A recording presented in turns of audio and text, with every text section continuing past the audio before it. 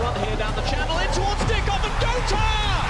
And from despair to delight, the City fans celebrate. Would you believe it?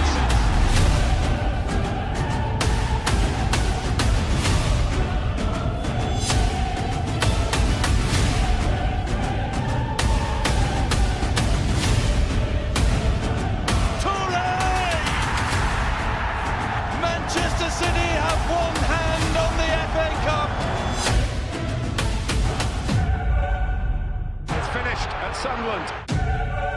Manchester United have done all they can. That Rooney goal was enough for the 3 points. Manchester City are still alive here. Balotelli, Aguero!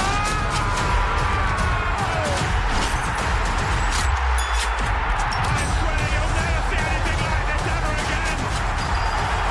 So watch it, drink it in.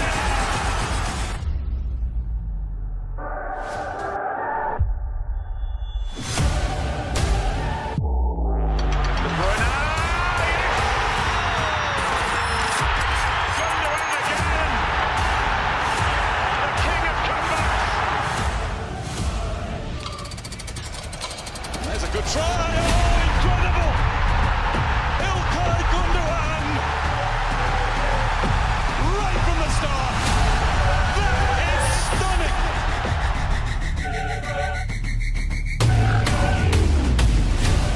They've done it!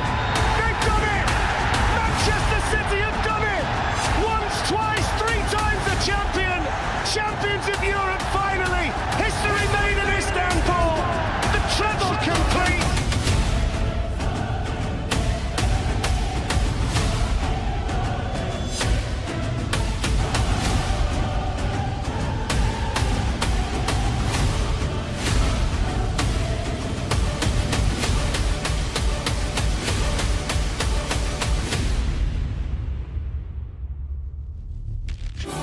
History makers, for the first time ever, an English club have won 4 titles in a row.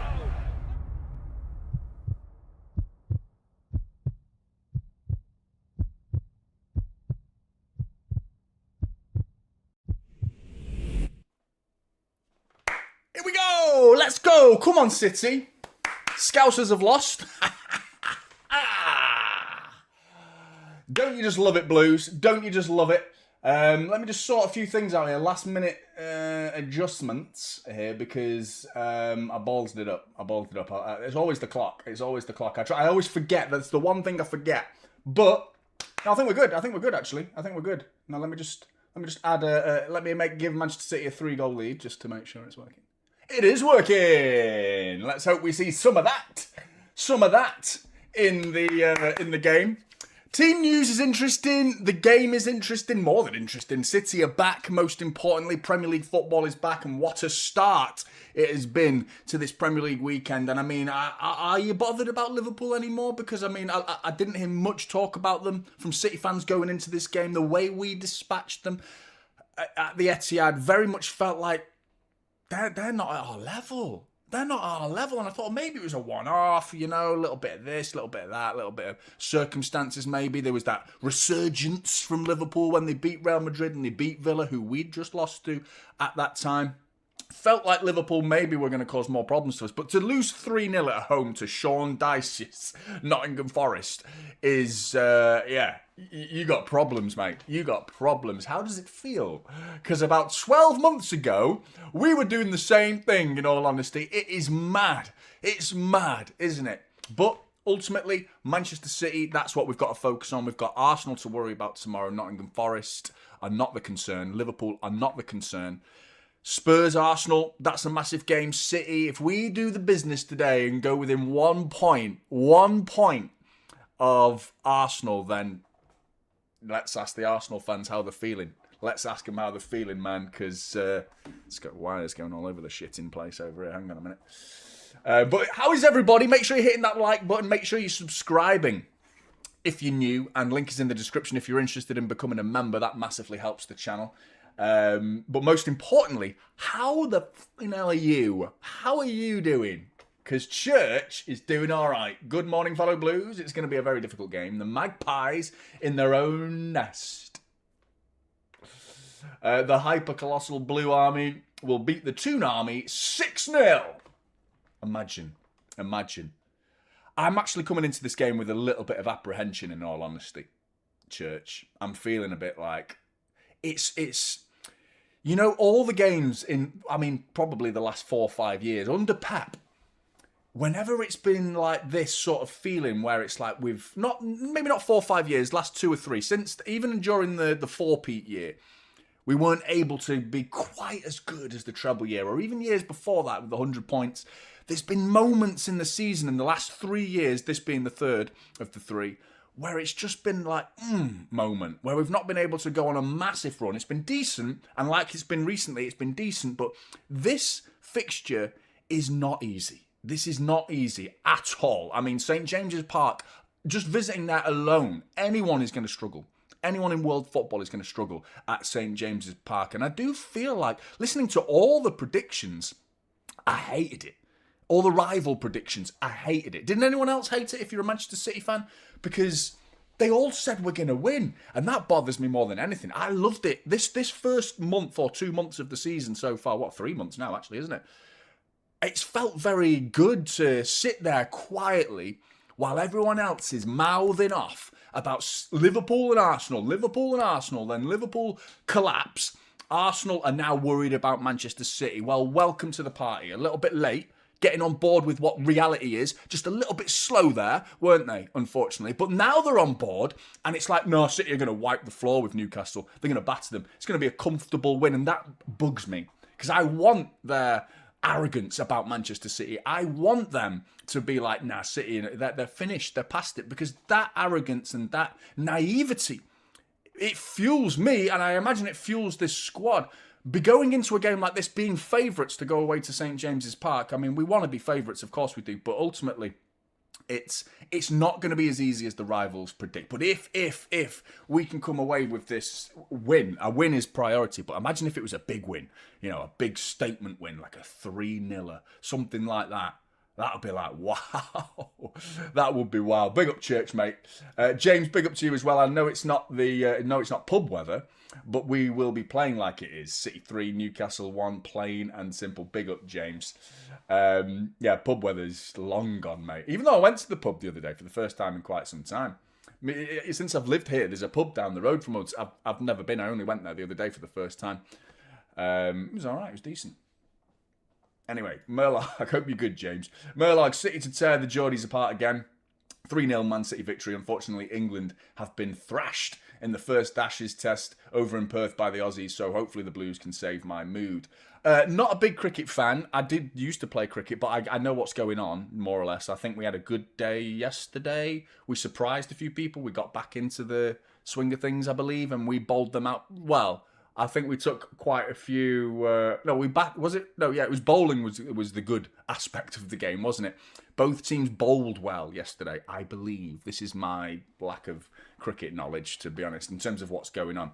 And then we ballsed it up today, I believe, or last night, whatever time it was. But anyway, hopefully City can do the business for you, mate. Phil, good to see you, mate. Hello, Jonny. Hello, everyone. Confident of a victory today. I love how much text people's put. I look at other people's chats, man. And you know what? Respect to you, chat. Because you have the ability to write constructed sentences. Look at all of you. You've all got stuff to say. Look, that first 4 people, you've got stuff to say, and I like that. I like the fact that you can say more than one word. I look at most chats nowadays, and it's like one word. Sometimes it's just a letter.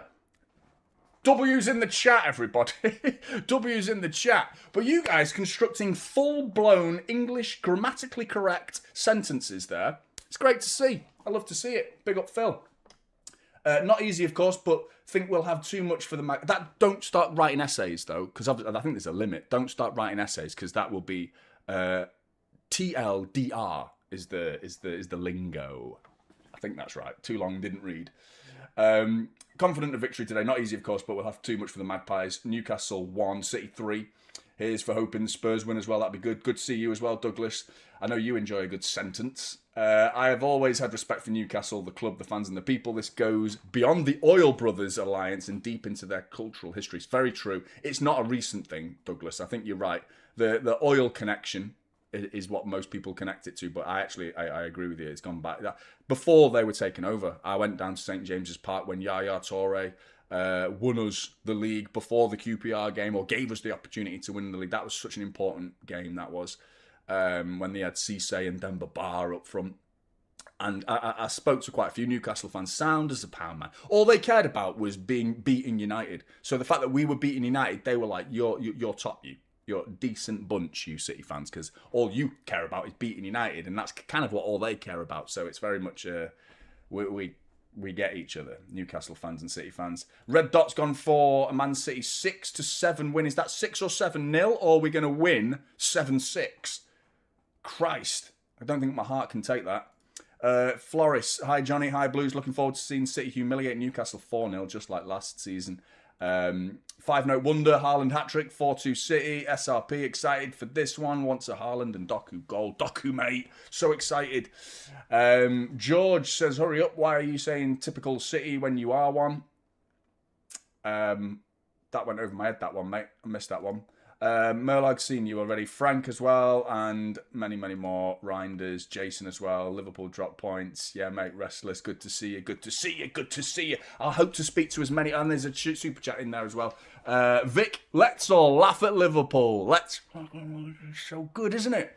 How good is it? So good, man. Good to see you guys. Honestly, it really is. Buzzing. Absolutely buzzing. Thanks for the super chat, Vic. Top man. Let me just check how we're doing over here, because that's it. There we go. We got my stream back. Business schemes. Good to see you, mate. How good is it to go into this game knowing that really now only Arsenal, 3-horse race, it becomes a problem, but you can get into the mindset of Arsenal. I would rather it be a City Arsenal title race than a City Liverpool title race. And that's not just because I'm stuck in the Klopp way of thinking. Arne Slot versus Jurgen Klopp. Obviously, Arne Slot now is being exposed for the fraud that he is, and I've fully said this for quite some time. I was making videos way before the Liverpool game about this guy's talking bollocks, man. Talking that utter shite coming out of his mouth, like focusing on everybody else. And I mean, let me ask you a serious question, chat. It's serious and no banter, no piss taking. What do you think Liverpool deserve a free pass because of Diogo Jota? Let's be honest, and it's a conversation not many streamers aren't willing to talk about it because it's uncomfortable. But I'm prepared to talk about it because I think it is a reason why Liverpool may have fallen off a little bit. I think there has to be a line drawn at some point as to when it can be, used as an excuse. And I do think it's understandable for them to be still feeling it to this day now. You saw Robertson, who is particularly close to Diogo Jota, in the after the Scotland match, his reaction as well, how much he spoke about, because it was like his best mate, wasn't it? It wasn't just a mate. They were like really close, those two. But regardless of how close a friend you are, losing even a colleague, someone who's just, as a nice guy, and you work with him, it's got to be tough. So as much as I am enjoying the downfall, do you think that is the sole reason why? Because if that's the case, then it's a case of write the season off, Liverpool, and then let's see what you do next season. Because regardless of it, Arsenal and City are the benefactors to a situation where Liverpool decline. That's the facts of it. But it's a tragic situation from Liverpool's point of view. But you do wonder how long it would go on for and how long it would be continued. Because I haven't heard Liverpool fans, in fairness to them, I haven't heard them blaming it on that, saying that that's the reason why we're crap. It's not. They haven't said it, in fairness to them. But as an outsider, I do wonder, because a death to a close one must be tough to take for anybody. But bad timing in terms of what I've just said there, Mullet, having just read that. But I know you sent that before I started talking about Diogo Jota. So now if I read this out, you seem like the most insensitive bastard on planet Earth. But to be honest, I know you sent that before I started speaking about Jota, but you're like, fuck him. So bad timing there, Mullet, but good to see you, as always it is, mate. And big up to the Kipax, I know the Kipax, but there's a Q in there, you sneaked a little Q in there. Big up to you, mate, for becoming a typical City legend. Massive respect, mate. Massive respect. Thank you very much. Really appreciate the support. But yeah, do you think Marmoush got robbed in the Puskas? Who won? I didn't see who won. I know his goal was like unbelievable. He got goal of the year, didn't he? Cheers, everybody. We need to talk about the team news in a minute, rather than Liverpool, because I'm kind of done talking about them now. Because we are very much in for a game today, as well as a title race going forward. But Marmoush's goal was unbelievable, man. It was unbelievable. Just quickly going back to it, let's talk about the team news first of all. I'll go through City because if you watched my preview, then you know the starting 11. That's all I need to say. Just if you didn't, it's Donnarumma, Cafunes, right back, Diaz, Vardiol, 2 centre-backs, Nico O'Reilly, Bernardo Silva and Nico G. Bernardo Silva with that unorthodox, versatile, malleable role, which has proven to be pretty successful in recent times. Very, very good performances from him in recent times. I thought he was brilliant against Liverpool. He's not a headline. He's never been a headline grabber, has he? There aren't many games where Bernardo Silva has come away and grabbed their headlines, and I feel like he deserves one. I think the Real Madrid game, the game at the Etihad when we beat them 4-1 in the semi-finals, I think that was Bernardo Silva's biggest memory as a City player. Do you know what I mean? But his memory, his legacy is just being ever consistent.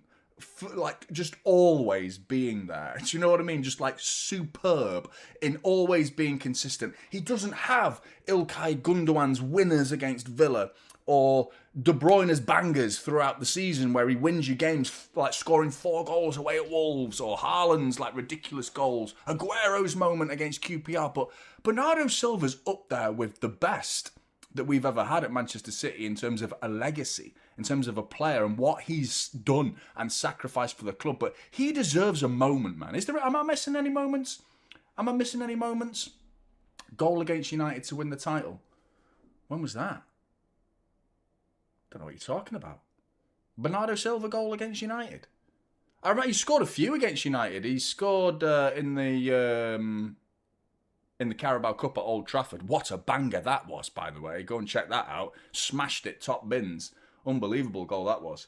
But yeah, Bernardo Silva for me, he's an unsung hero, and I very much look forward to him getting his flowers from the Manchester City fans, hopefully this season, because I think he deserves it. I really think he does. The Belgian dude is back. Big up, sir. I enjoyed talking beer, chocolate, Doku and De Bruyne with you last time we were speaking. Very enjoyable. Cheers. I'm on the Stella today as well. What does it say, sir? What does it say there? Belgium! That's not for you. That's just a complete fucking coincidence. But that worked out nicely. It worked out nicely. So cheers to the Belgian dude. Ready for another City W. Buzzing, mate. I hope we get it. I hope we get it, man. We really need it. We need this one today, man. Team news, I was going to talk to you about... big up, Curtis, mate. How you doing? Team news from Newcastle's point of view is actually more to talk about there than City's, because it was kind of predictable what City were going to do with this game. I'm not surprised in the slightest to see City's 11, and I'm slightly surprised to see Livramento. I'm a bit gutted about that, but I'm very pleased not to see Anthony Gordon. So the 11 in full: Nick Pope, Livramento at right back, who he's going to play out of his skin today, potentially to get into the thinking of Pep Guardiola and the Manchester City hierarchy to become a more essential target in future windows, because I think he's still top of City's list as a right back. For next season at least. I don't think Newcastle are going to do business with us in January. But with Rico Lewis not even in the squad, we've got Kusanov back in. Rico Lewis has not been omitted from the squad due to injury or any other reason other than you're not ready, you're not there, you're not at our level, you're not at the level to even be on the bench. Kusanov is now taking his spot effectively as the cover for right back / centre back, Kusanov. With Nunes being the number 1 right back. So what does that mean for Rico Lewis? There's a question there. And I mean, a lot of City fans probably won't be that bothered really. But I think I think the local City fans will be more bothered because he is he's a mank, isn't he? You know, so. With that in mind, I think it's going to be a tough one to see him leave the club. If he does, you know, he's going to want to. If he's third choice, not even getting on the bench, he's going to want to leave at some point. Surely you can't stick around forever as a not even getting on the bench player. You're barely a squad player at that point. So I would imagine he's not too happy about that. But sticking with the Newcastle team, they've got the midfield that is a horrible, horrible midfield to go up against. Joe Linton, Bruno G. Tonali, who's superb, man. He's such a good player. So good. Murphy, Voltemada, and Barnes. Douglas, you're a Scotsman, aren't you? You're from? You've got Scottishness, if that's a word. It's not, but it is now. I've made it one. What do you think about Harvey Barnes? Anyone who's wondering, Harvey Barnes, who is now playing left wing for Newcastle today, has decided he's Scottish. A week before, the week when Scotland qualify for the World Cup, he said he's not getting in the England. He's recognised he's not getting in the England squad. Harvey Barnes. So he's got some legitimacy to put himself in. Oh shit! Am I still live? Whole of YouTube just went crazy then. Right, the chat's just dead. Am I still live? Chat, let me know. Am I still live?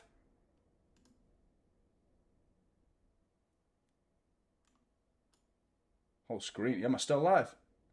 No, I'm not. Yes. Right. Let me just sort this out because chat just went. The error message was, "Oh snap!"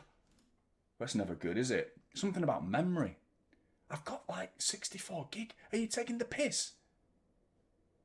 Right. Let me just sort this out because I might need to paste the little link to make sure I'm still on. No, I'm not on the chat. So I just clicked on your name, Gary in Empire, and it said nothing came on the screen. So I do need to fix that so you guys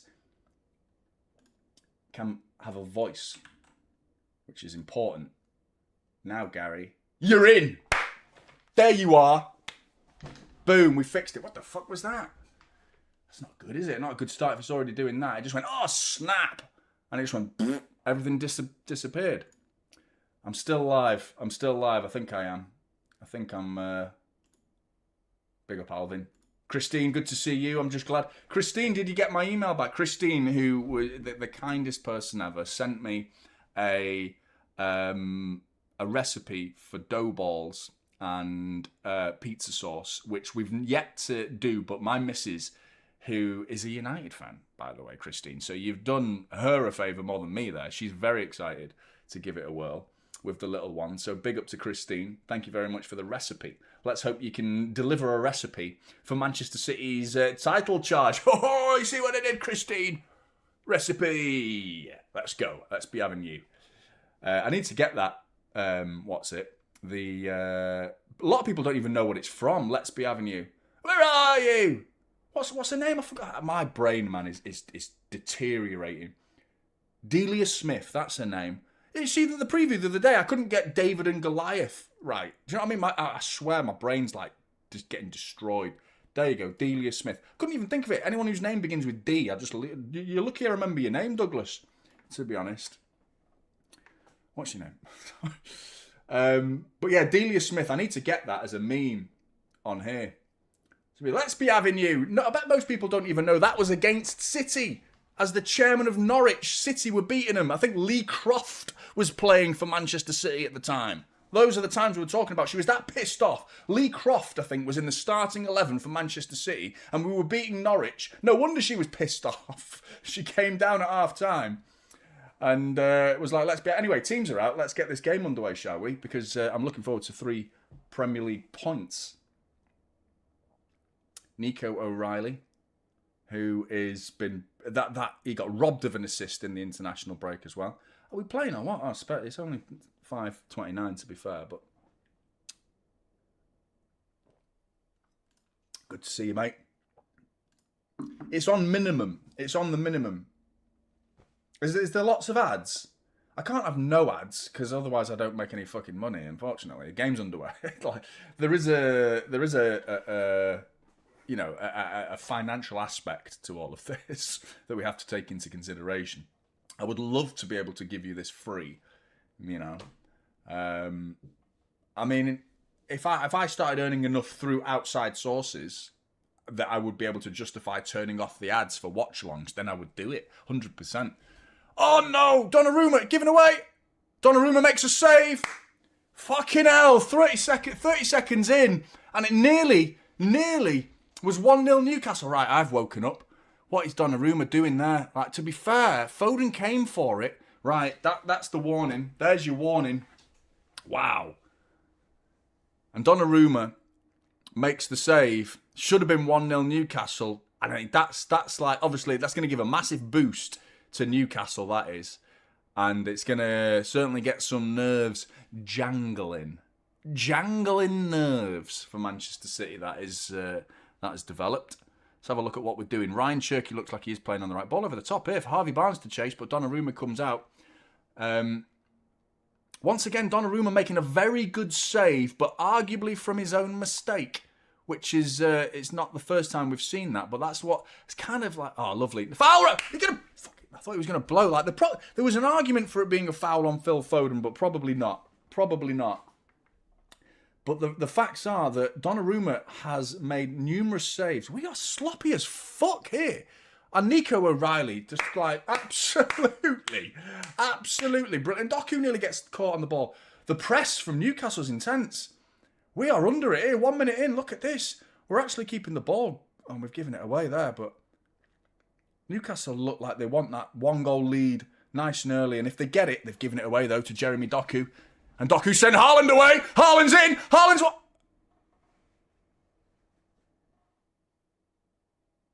Shit.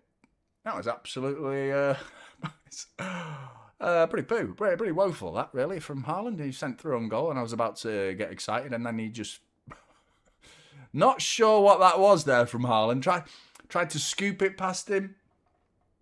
Doku should have been getting himself an assist there. Haaland one-on-one. And he's just like, I'm not sure what that is there from Haaland, but it was like... It's like he was trying to get the... He got a sand wedge out if you're into golf. I'm not even into golf, but I know what a sand wedge is. And he just went, and it just skewed it horribly wide. Oh, you're absolutely right there, Mullet. That crowd as well. I've been there numerous times to St. James's Park. And you know, I sat on the second to back row of all. You're already up in the gods, you know, at St. James's Park. You're proper up there. They do what they do at the New Camp. They shove you right at the top. And you can't be heard, you can't be seen. Not only was I there, I was the second to back row. So I was just like almost as far back as you could go. And you can barely see some of the pitch. You have to do that. You have to, because the roof comes down so low. You can just see the far goal. Like, you have to, like, do that. So you're paying top dollar to, like, barely see the pitch. But arguably, this game right now should be 1-1. 3 minutes in. Don't know what that was. I just made a bubble. I just spat a bubble out. Like a little bubble. Did anyone see that? A little bubble went, ooh. You know. Never done that before. Spray it. Say it. Don't spray it. That's the one, isn't it? Don't spray it. But yeah, it should be 1-1. And we have absolutely woke up that crowd, Mullet. And with that mistake, we nearly silenced it, though. Which would have been nice. Haaland, I'm gutted he's missed out. Hopefully that's just... the two teams dusting off the cobwebs there. I mean, City have arguably had numerous cobwebs dusted off there because one defensive cobweb with Donnarumma and Foden getting caught on the ball, and then Haaland with his finishing ability. Great layoff from Cherky because that ball was not easy. Nico O'Reilly on the edge of the area gets it outside to Doku. Doku swings one in, and it hits what looks to be the arm of Cherky potentially, but that's great counter pressing there from Vardiol. Forced Voltamato to... what did I just call him? Volt Tomato? The electric tomato up front. Volt Tomato. I don't know why there's electric tomato. Doku going to do in Livramento's knees again. That would be great, man. Just for this game, and then he we sign him in January. Never going to happen. Never going to happen. Not in January anyway, but Cherky looked for the 1-2. He looked like he dobbed on Pep then. On Doku. He looked like he went for the 1-2 and then he looked at Pep like, why is Doku not passing it to me? Like a sibling telling the parent on another sibling. Ball into Cherky, edge of the area, gets it into Haaland. He's forced wide a little bit. Can Haaland dink one? His cross is blocked. Corner ball to City. City have gotten into the penalty area numerous times now against Newcastle. And if it continues this way, surely we at least get a shot on target, because we're lacking that at the minute, and we probably should have had one by now with the opportunities, Haaland in particular. But Cherky nonchalantly pushes a Lucozade bottle to one side before he's about to whip this ball into the penalty area. And hopefully we score from a set piece, because that would be nice. Ball in, cleared. But we get to take it again. Do we? Shah's gone down. Referee's doing something.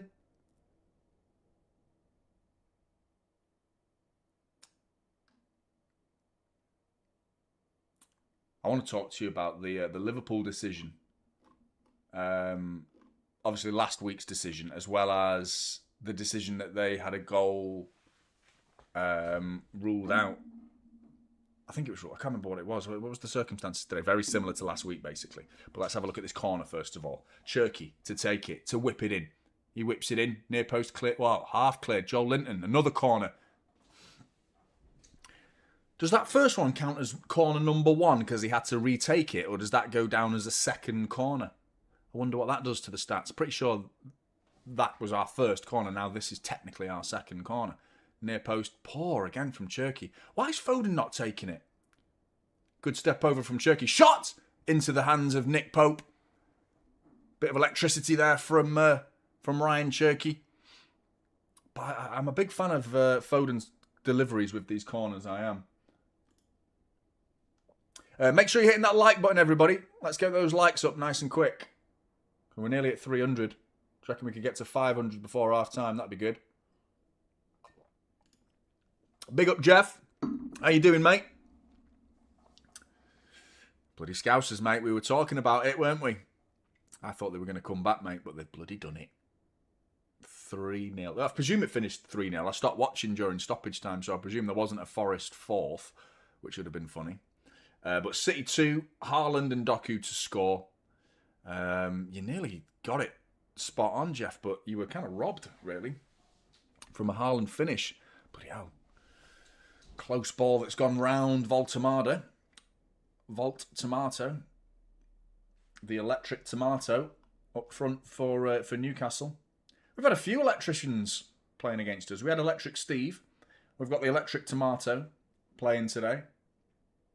Hopefully he could bag some own goals for us as well. I don't think he's still our Ruben Diaz. Getting caught on the ball. He's sloppy at the back. He's limping now. He's been caught on it. It's sloppy at the back. It's pissing me off. Watching how nonchalant they are. Like, not in a good way either. Just very casual and slow. And Newcastle are doing what I predicted them to do. They've gone into a mid-block and allowing City to have the ball. I mean, we are on the halfway line, but we've got to be careful. Look at the space for Nico O'Reilly there. Doku's run inside, sent Livramento wayward, way inside, well out of position, and gave all the space to Nico O'Reilly. Can't do anything with it, unfortunately. Newcastle have got their shape back. Oh, Cherky then. See that ball then? That's something we've not had. We didn't have any of that last season. Cherky's awareness and vision then, it didn't come off. He gave it away in the end. But the idea is what I'm more impressed by. The fact that he saw the run and went for it. You know, tried to break the lines like that. And it was two banks of Newcastle players. That's our ball, referee. It's our ball, referee. Fucking give it him, you twat. Tonali pissing me off. Oh, you'd have to go with Voltomada right now, wouldn't you? Really? You would. You absolutely would. What does everyone think to Harvey Barnes then joining the Scottish team? You know, he's not played for them once and he's decided that he's now Scottish and he's going to join up with the Scottish national team to play in the World Cup. and he's not been involved in any of the build-up to it. You know what I mean? And therefore, that means one Scottish player is going to get left out of the squad to let Harvey Barnes in, because there's no question Harvey Barnes is good enough for the Scotland squad. So someone's getting done dirty there. That's not nice. That I don't agree with that at all. I think they need to put a limit on it, you know, or at least you have to be involved in the build-up. You can't just decide you're that nation because your granddad's pet goldfish had Scottish blood. You know what I mean? It's bollocks. Exactly.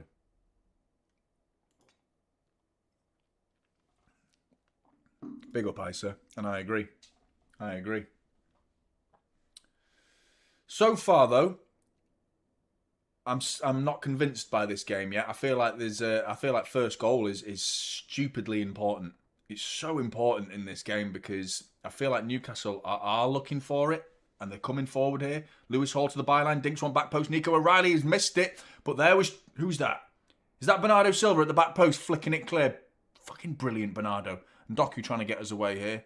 It's trickling down the byline. Newcastle get it back, but the first goal is so important.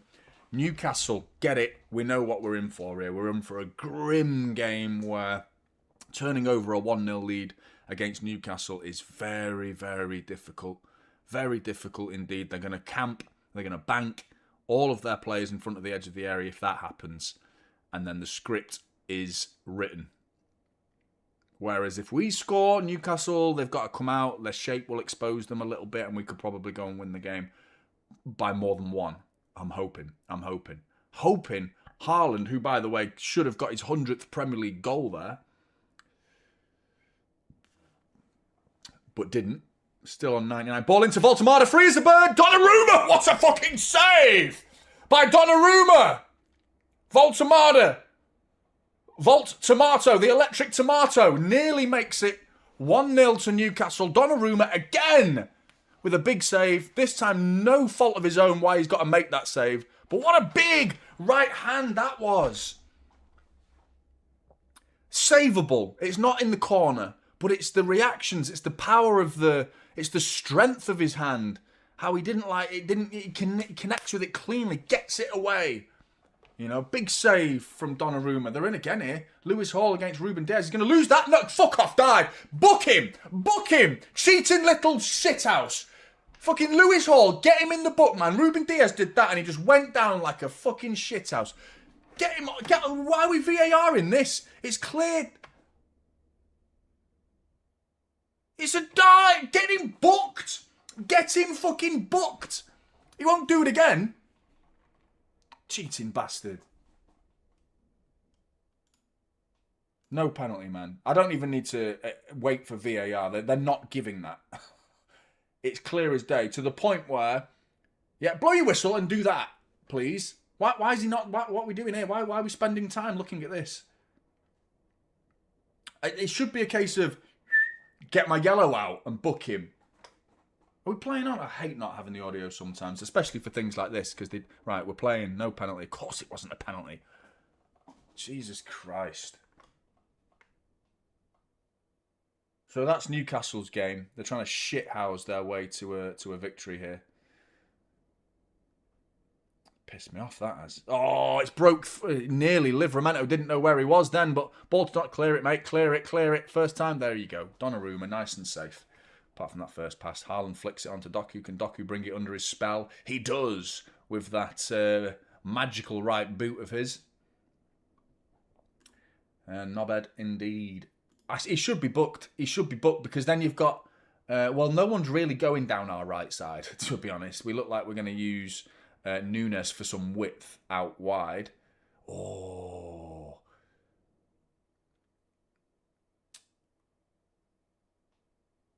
You know how you pronounce Newcastle's new signing? That Chow is his name, isn't it? I think you pronounce it Thiaw.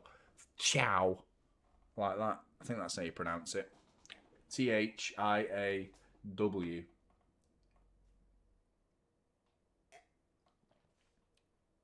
He didn't touch him. He didn't touch him then. Nico G didn't touch him. Big up, Jack. I'm on the Stella. I'm on the Stella, mate.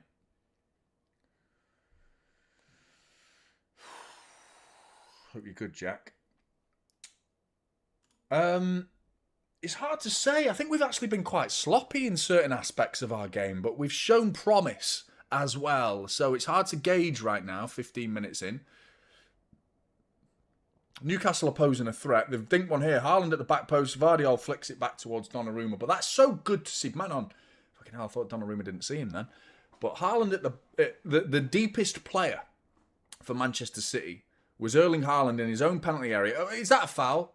That's a fucking yellow as well, to be honest. He's just absolutely scythed down. You big lump.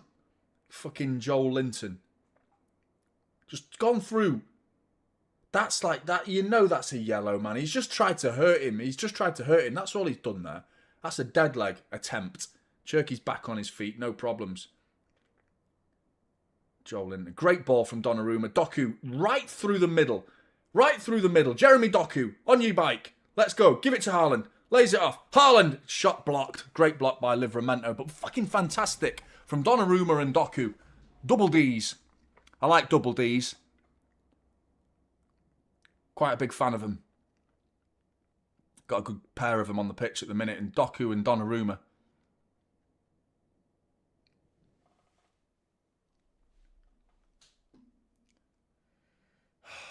O'Reilly.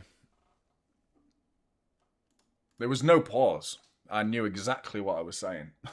I knew exactly what... Doku. Go on! Into Foden! Finish it! Oh, you fucker. Is that a penalty? Is that a penalty? Is that a penalty? City players want a penalty.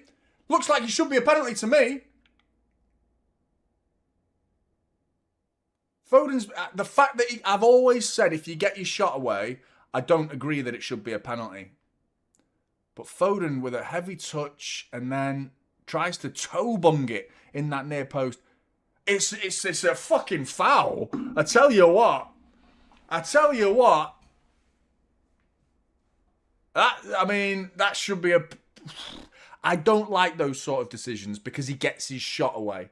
The fact that he gets his shot away is why it probably won't get given. But I wouldn't be surprised to see VAR intervene here and give the penalty. They're asking to stop. The fact that they're what's the word? Deliberating.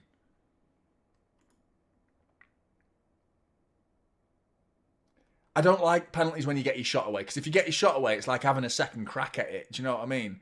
It's like the foul didn't stop you from getting your shot away. But would Foden have toe bunged it? The touch was heavy from Foden. I mean, it's a penalty. It's a penalty. And I think he's going to give it as a penalty, and then Haaland's going to miss it. So we'll be back to 0-0 in a minute anyway. So. Haaland and penalties are not very good, are they? Like, they've got a mixed record, but they're not going to give it. Are they going to give it? No, playing on. No penalty.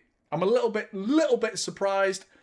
Not that offended by that, because I don't like those sort of decisions. If you're able to get your shot away, I feel like that's it for me. Which what pissed me off. Back in the day, there was an Arsenal penalty. Was it that ball over the top here? What are you doing here? Communication, lads! And Donnarumma. Look at you, sir. Fuck me. Don't actually do that, but especially not you, Donnarumma. Fucking hell, that hurt. But Jesus, Donnarumma commanding presence once again.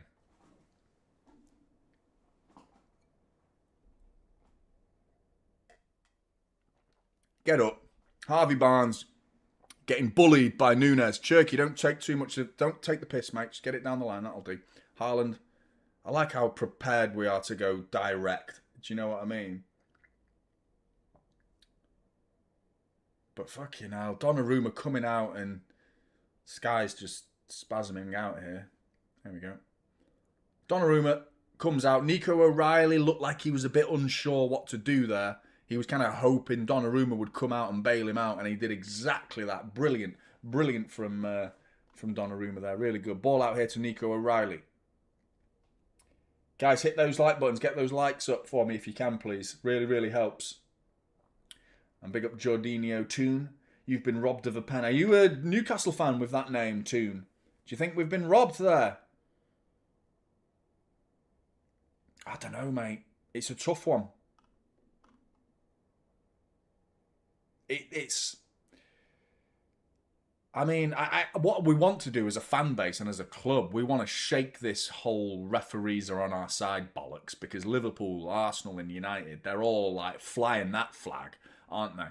That Michael Oliver is in bed with Manchester City. Like, what a load of shite that is, first of all. As if we've never had decisions go against us. You know, we need to shake that. Well, if that's the case, then we've had one go against us here. But here's Doku. Wants a handball, but it's been blocked. Doku looking the liveliest once again. Probably the best City player on the pitch at the minute. And here he is again. Jeremy Doku having his shirt pulled. What are we doing here, man? This referee's just like, nah, not arse, mate. Not arsed in the slightest. Anything goes. Free for all. Right, fine. The thing is, we've got players who can mix it. You know, not probably quite to the likes of Bruno G, Tonali and Joel Linton. But we've got players outside of the midfield. I mean, Nico Gonzalez can absolutely mix it. Haaland, of course. Diaz and Vardiol. Handball there. I mean, it's tucked in, but his hand's out. He's stuck his hand out. He's done that. That's more of a penalty than the other one. They're not even looking at it. I swear, that's more... Because he's done that, but that. And it's hit there. That's not natural. If he's done that or that, which is like the pro way to defend, that's how the pros do it. You know what I mean? Like, they put their hands here, and now it's just all shoulders, mate. Anything that gets hit here is not a handball. But you do that, and then that fucking hit his hand, man. It's getting a bit dodge. The referees are like, they've read all the newspaper headlines. They don't want to be giving anything to City now that could be deemed unjust, because they don't want to have accusations of brown paper bag jobs, do they? No way. So we've got to earn it. No more decisions going our way, seemingly. We need to do it the footballing way, which I'm fine with. I'd rather win it that way, to be honest, than getting handouts from the referee. But, you know, if it's a foul, it's a foul. We need to call it for what it is. That's not a foul. Doku getting bullied there by Tonali. A little too easy there. Big up Jorginho. Appreciate that, mate. And Welsh Wing 98. You lose today and Arsenal win tomorrow. Title's done? Nah, mate. No, I don't think so. What would that be? 7-point gap? Nah. I don't think so. I think it would be a massive blow, and I think it would be a reality check for City, and I think it would give the title race, from the neutrals' perspective, a very downward feeling. Ball in here over everybody. It very, it looks like it's Arsenal's to lose. Well, it will be Arsenal's to lose at that point. But, I mean, we've done more than that. And, I mean, it's a case of, when you say we, we're talking about Roberto Mancini and the Manchester City squad of 2012. So we, Manchester City, but the players and the staff are completely different. Arguably more capable now than they were back then, but we overturned an 8-point deficit with 6 games to go against United in that year. 6 games left, and we were 8 points behind. We still won the league. So we've done some serious comebacks in our time. 7 points with what would it be, like 20-something games to go? 24 games? 25? Maybe more? 25 games to go? Something like that. Very doable. Very doable. You can't be writing it off. Nowadays, the title race is more psychological, I feel. I feel like, especially like... I feel like we have the edge in that. That's where we're the strongest. Our mentality is better than Liverpool's. It's better than Arsenal's. We've got bigger, stronger mentalities than they have. Hands down. We've got the track record to prove it, and the silverware to prove it as well. We do not know when we're beat at all. We're very, very good. We're mentally strong. And I feel like that's why we've won so many titles. Cherky's been crobbed here. Haven't said that word in a while. Crobbed. It's a good one, that, isn't it? I used to say that all the time in high school. What a crob. When you've been crobbed. You know what it means. I don't even need to explain it. But Cherky's been crobbed there. So no, Welsh Wing. I don't think the title's done, even if we lose and they win. But it would be a bitter pill to swallow, I must admit. It wouldn't be nice. It'd be a tough one, that. We've got trouble here. Harvey Barnes, Nunes getting back. He's still got it. Oh, it's through! Voltemada! Saved by Donnarumma again! Donnarumma! Who are these bellends who said we shouldn't be signing him, man? Who are they? Where have they gone? In the summer transfer window, like, why are we signing Donnarumma? Why are we fucking look! Guys keeping us in the game at the minute. Like Newcastle should definitely have a goal. We should have one, in my opinion, as well. We should have at least one to our name, and I think Newcastle should have one to their name. Voltemada with 2 opportunities. Let's not give him a third, though, because I'm pretty sure eventually one's going to go in the back of the net if we're not careful here. But Donnarumma, again, big save. Big up Jorginho. Yes, anywhere else on the pitch, it's a free kick. You're right. There, you're absolutely right. I agree, man. I appreciate your honesty as well, being a Geordie. But everyone loves a bit of Big D. Voltemada in. And Donnarumma, he's already there. He knew where he was going. Look at how early he dives here. He knows. How do you know that he's putting it that corner? It's not quite a penalty, but in terms of the difference between the gap between the player and the goalkeeper, it's about 12 yards. How does he know that he's going that way? Like, the smallest subtle nuances of body language have fed something to Donnarumma, and there, ball in. Guess who's caught it? Well, the only player who's allowed to catch a ball in that half. And it's Donnarumma. What is a bell end? What a fantastic question, Jeff. I'm ready to go into great detail about this. A bell end is the bell-shaped aspect of your penis. The end of your penis, in other words. The bit that's like a bit more bulbous than the rest of it. You've got the shaft and then you've got the bell end. Just to understand, it's the bit that looks like a bell and it's at the end. So it's the bell end. I hope that helped, Jeff. I hope that helped. So in all honesty, next time I'm going to be bringing a biological graph with a laser pointer to bring up here, so you can see exactly, and I'll highlight it to you. Corner ball to Newcastle.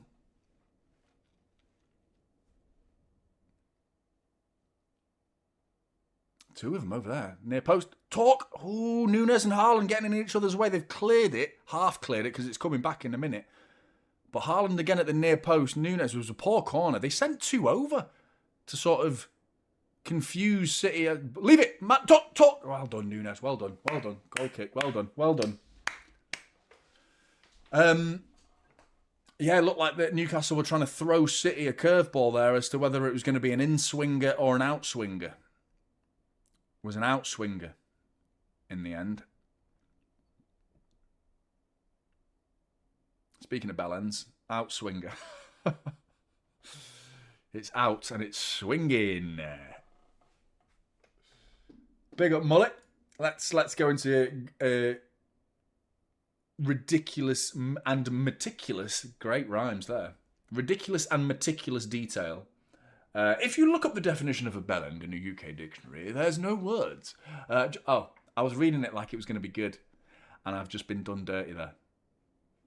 It's just a picture of Johnny's face grinning back at you. I thought you were going to go down some scientific explanation there. And you've done me pretty badly there. You've done me up like a kipper, which is a fish. If anyone, Jeff, Bellend and kippers have been educated now. Ball in. Diaz cleared.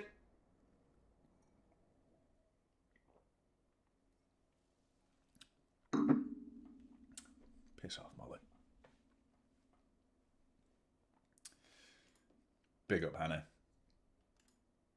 John Ruddy and Scott Carson earn millions for now. Have you got 2 goalkeepers on the bench, Jorginho?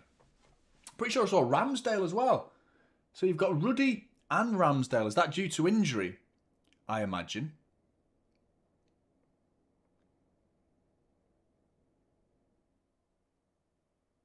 Oh, we're in trouble here. We're in trouble. Oh, that's got to be. Oh, he's missed! Harvey Barnes! Scotland, sign him up! He's missed an open net! Fucking hell, man. We've gotten away with murder in this half. Murder! Don't know why I'm doing that. It doesn't change the TV angle whatsoever. He could have been offside, actually, so he might have been saved by that, but linesman doesn't put his flag up. Jacob Murphy whips it across, and how many times have we conceded that type of goal in the last year? That's been the bread and butter goal against us, that has. That ball across tapping. How many times, man? But fucking Harvey Barnes has put it wide. How has he missed that? Wow, man. That's what happens when you turn Scottish. Sorry, Douglas. That's the Scottish part, that is. Yeah. I was buzzing watching that game against Denmark, though. I was proper cheering for Scotland, I'm not going to lie. I don't know why we have this beef with Scotland. I like them, man. I like what they're about. I like their attitudes. I feel like London has a problem with Scotland, and Scotland has a problem with London. But I swear, if you speak to the Newcastle folk, you speak to the northern folk, because we're close. We're not too dissimilar, really, in all honesty. Just a bit of an accent twang, isn't it? Really, you go further down south, and there's a bigger cultural difference, I think. They don't even put gravy on the chips, the fucking mad bastards down there in London. Don't know what they're doing. Clueless. Anyway. Moving on. Corner ball to City.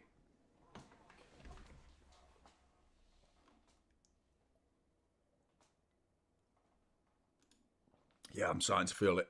I'm starting to feel that change. I'm hoping that can be changed. That's your name. Now, with a corner ball to City. 32 minutes in. Foden with the in-swinger. Whips it in near post. Who's going to flick it on? It's cleared. Looks to be a corner, is it? Ruben Dias throwing his arms at the referee. Corner ball is, again, an opportunity to open the eyes of the referee, maybe, seeing if there's any sort of untoward fouls going on in there. Excuse me. Nico O'Reilly and Lewis Hall. Height-wise, bit of a mismatch. But Lewis Hall is just pushing him. Ball in. Near post cleared. Not completely though. Nico Gonzalez nods it back in. Cleared by Fabian Schär. Edge of the area, Bernardo Silva. Cherky! Wide. Well wide. The commentary was a little bit zealous there. A little bit overly zealous with the how wide that actually was. Bollocks. Big up Jorginho again, mate.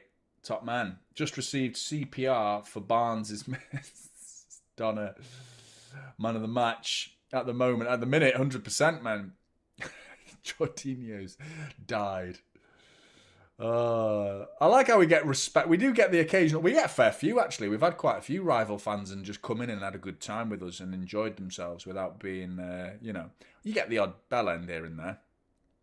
Like Jeff. But other than that... now we get good people in here, man. It's good. Even rival fans. Welsh Wing, thank you very much for the super chat. What are you putting on your chips? Gravy, curry sauce, ketchup, or cheese?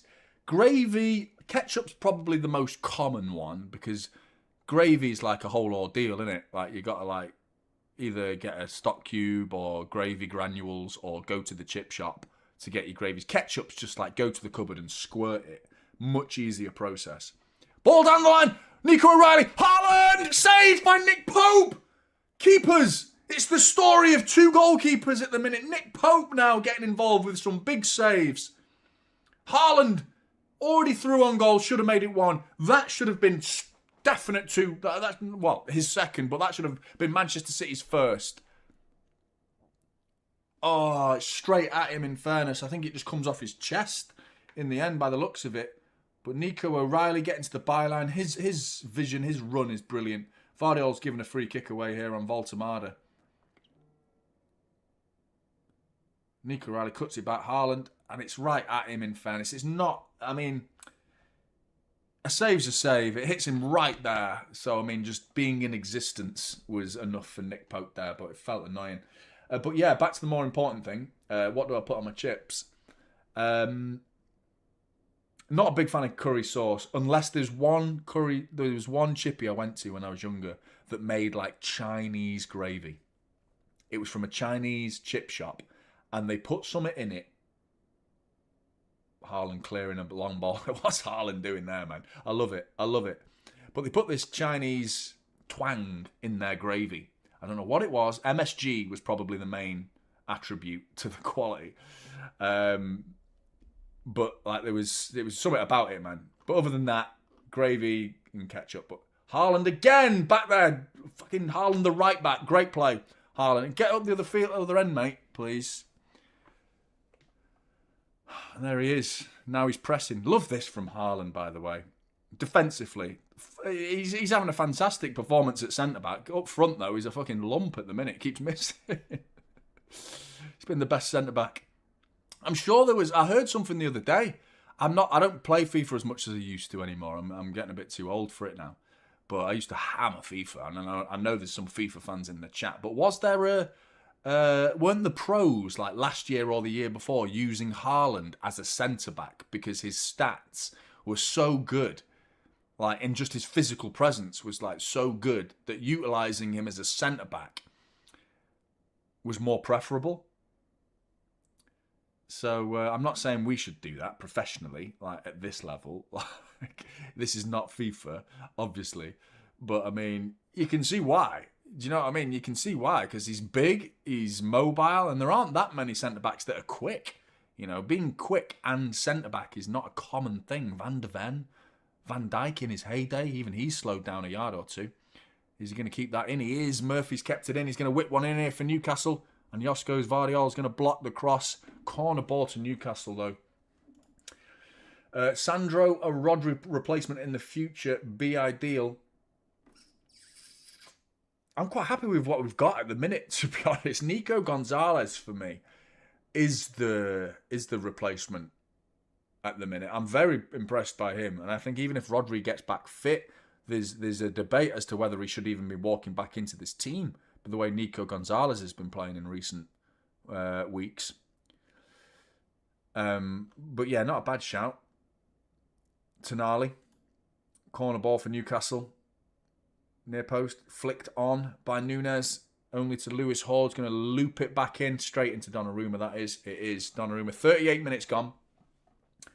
And still 0-0. Surprised it's still 0-0. I think a fair scoreline now would be 2-1 City. I think that would be a fair scoreline.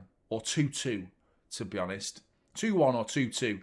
The fact that it's 0-0, we've been robbed of some goals here, both sides. But I'm glad we've not conceded. Because I think Newcastle's defence this season has been solid, hasn't it? Been really good. 5 clean sheets so far to their name. Donnarumma out to Vardiol. Does well. And that's City. That's the new City there. Going long. Cherky into Haaland. It's a foul, referee. It is. He's giving it a yellow card. Yellow card it should be. Haaland's about to send. I think it's Nico O'Reilly or Doku, but he's done it anyway. We've taken a quick free kick. Doku going inside. Oh, and Livramento's done really well there. He's done well. Doku winning the ball back. That's City in recent weeks. And we've given it away, though. But the way we win the ball back early is why we're not getting hit on the counter-attack as often as we were last season. And even a little bit into the season before that. Because we're winning it back so quickly. And it's so important. The counter-press is a vital component to Pep's play. And it has been from the very birth of the whole tiki-taka. You know, it's always a big aspect. It's winning that ball back early. You know, there's Dan Burn. He's a big miss for Newcastle. But Lewis Hall's doing all right. To be fair to him, he's doing all right.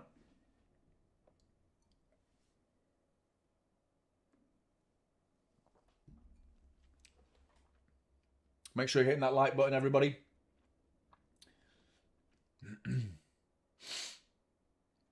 Nico O'Reilly's done well there. He's kept it in. He's coming forward here with Livramento to beat him. Looks for a 1-2 with Doku. Doku does well to keep it under control.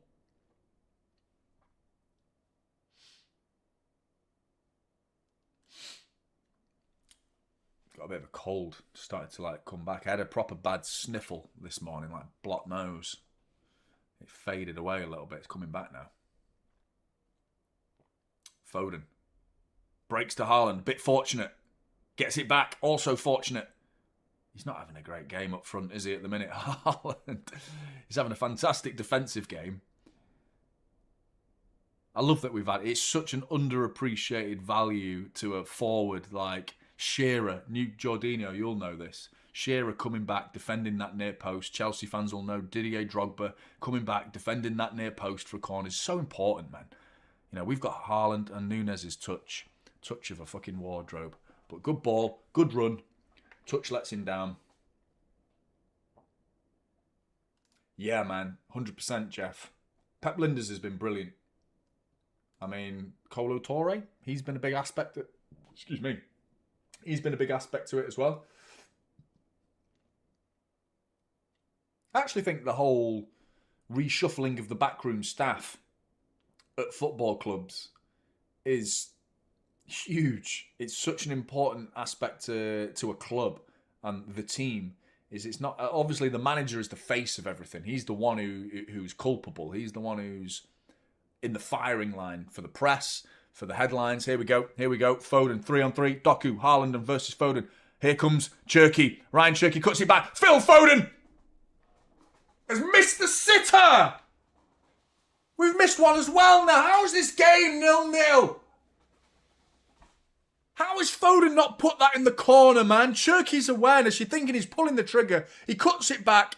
He waits. Cherki and Foden link up. Brilliant. Foden, mate. He's not a million miles away, but you've still got to be burying that, mate. Fucking... He's gone a yard wide there. How has he missed that? Pep's arms up in air like he's about to celebrate. Oh, no. It's one of... This game at the minute... I think both sides have a case to going in at half-time feeling a bit unlucky that they're not winning. You know, Harvey Barnes has missed a sitter. Voltemada's header. Also, the chance in like the first seconds of the game, as well as another one where he went through on goal. Newcastle have had 4 major opportunities. They probably should have 4, but so should we. We should have had a penalty, arguably 2. Haaland went through on goal 1-on-1. Foden's missed an absolute sitter. There was another Haaland chance as well from the one after the 1-on-1. So this game's mental from a chance point of view, and to still be 0-0 is mind-boggling. It really is, and that's the game for you, isn't it?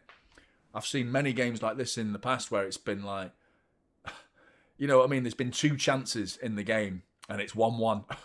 Both sides have had one crap chance that's not even... It's a half chance, and it's 1-1. But this game, it should be like 4-4, and it's 0-0. Crazy, man. Doku. Can we get one before half-time? I think if anyone just about... Haaland flicks it. Oh, over the bar and onto the roof of the net. Haaland with a little smirk. Doku whipping it in. Haaland looking for some finesse outside of the right boot, trying to flick that goal bound. It looks like it could have come off Chow there, but goal kick given. Jonny, what are your thoughts? Big up blue wingers. Or wingser. Jonny, what are your thoughts on Cherki as the free roaming playmaker with Foden being able to be a channel attacker? As in swap them, in other words. Yeah. It makes a bit more sense, actually. I mean, Foden in the pocket is better than Cherki at receiving the ball. That's the key difference between the two. Cherki is better once he's received the ball and is turned. Once he's facing the opposition's defence. Cherki's better than Foden for me. He looks more dangerous. He looks like he's got a better vision. He tries the more audacious pass. compared to Foden. But Foden's ability to receive the ball is miles better than Cherki. His first touch in particular is better than Cherki's. In his ability to receive with a Newcastle defender on his back, Foden is better than Cherki. So there's a reason why, I think that's why Foden's in there, because he will receive it from Nico Gonzalez and Bernardo Silva and kill it. You know, he'll kill that ball and keep it under his possession better than Cherki would. But when it's on the edge of the area and we're on the front foot and we're facing Nick Pope, then I want Cherki on the ball. So yeah, it's not easy. Not an easy one. I see where you're going with it, though. I see where you're going with it. But for now, I think Foden is probably the more balanced of the two to be the out-and-out number 10 rather than Cherki with this inverted channel attacker, as you put it. Free kick to City. Foden takes it quickly.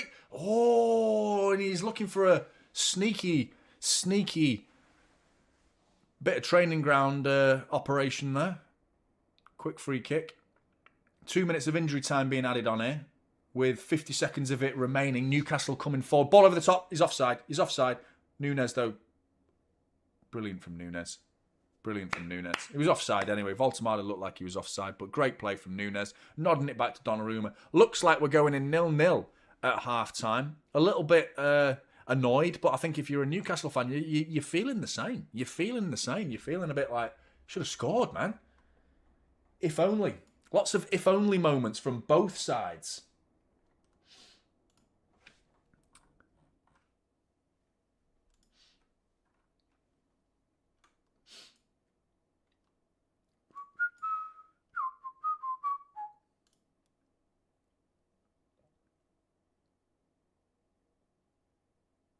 Half time's approaching.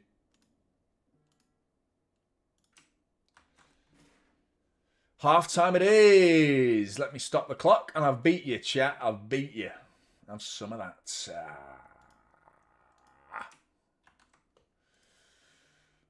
Let me reset the time. Put it on 45. I think that's working. Is it working? Yeah. But yeah, big 45 minutes to come. Huge second half of football for Manchester City. Frustration, but positive feelings. I still feel positive.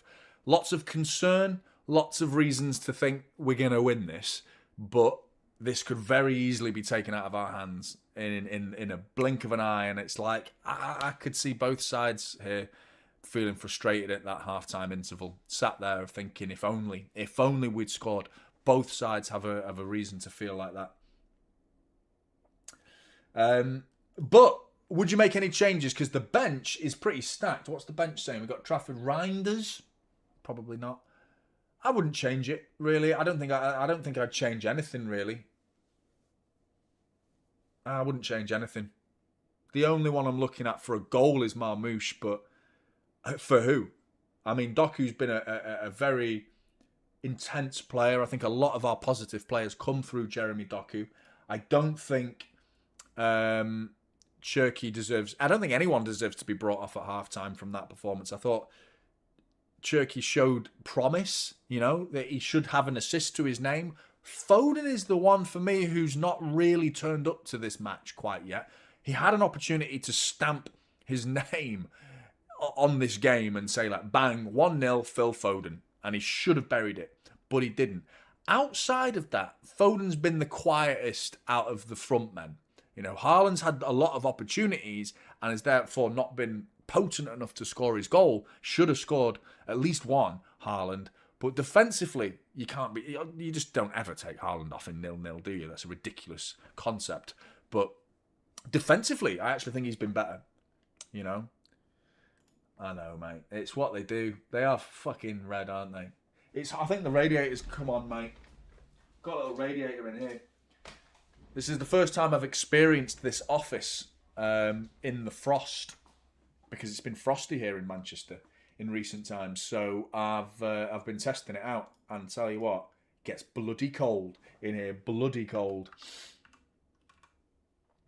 But what I'm going to do is I'm going to go for a pee, and you guys can have a chat with the chair and make sure the chair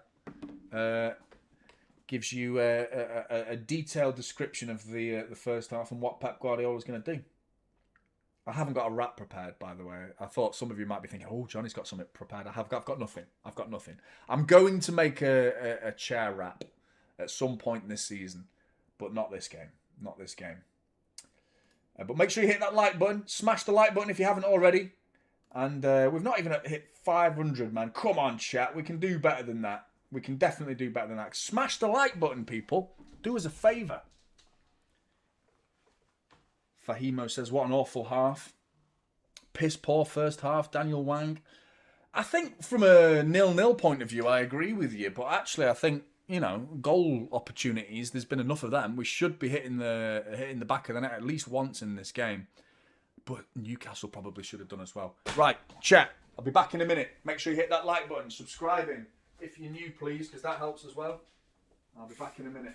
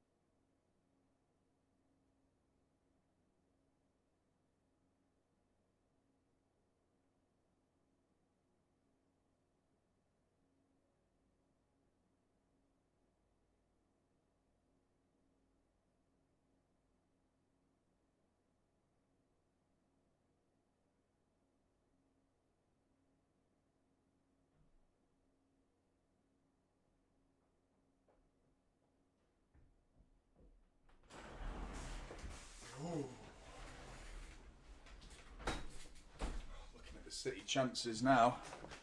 Yeah, that Haaland one, man. He's got to be burying that. That first one, that was a big one. That was a big miss. O'Reilly as well, cutting it back to Haaland. It's hard to call this game. I'm a bit worried about what's going to come out in the second half because I saw some people saying, Daniel, big up, mate, but you'll take a draw. I'd be disappointed with a draw. I would be upset.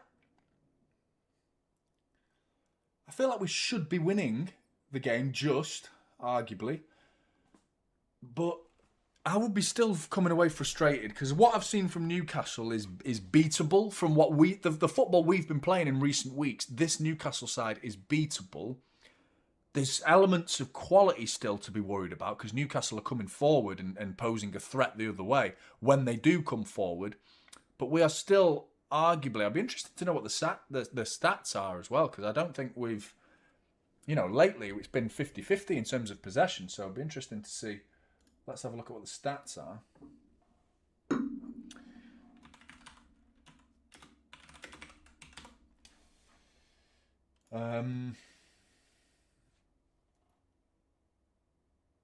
According to AI gives Manchester City a live win probability of 46%.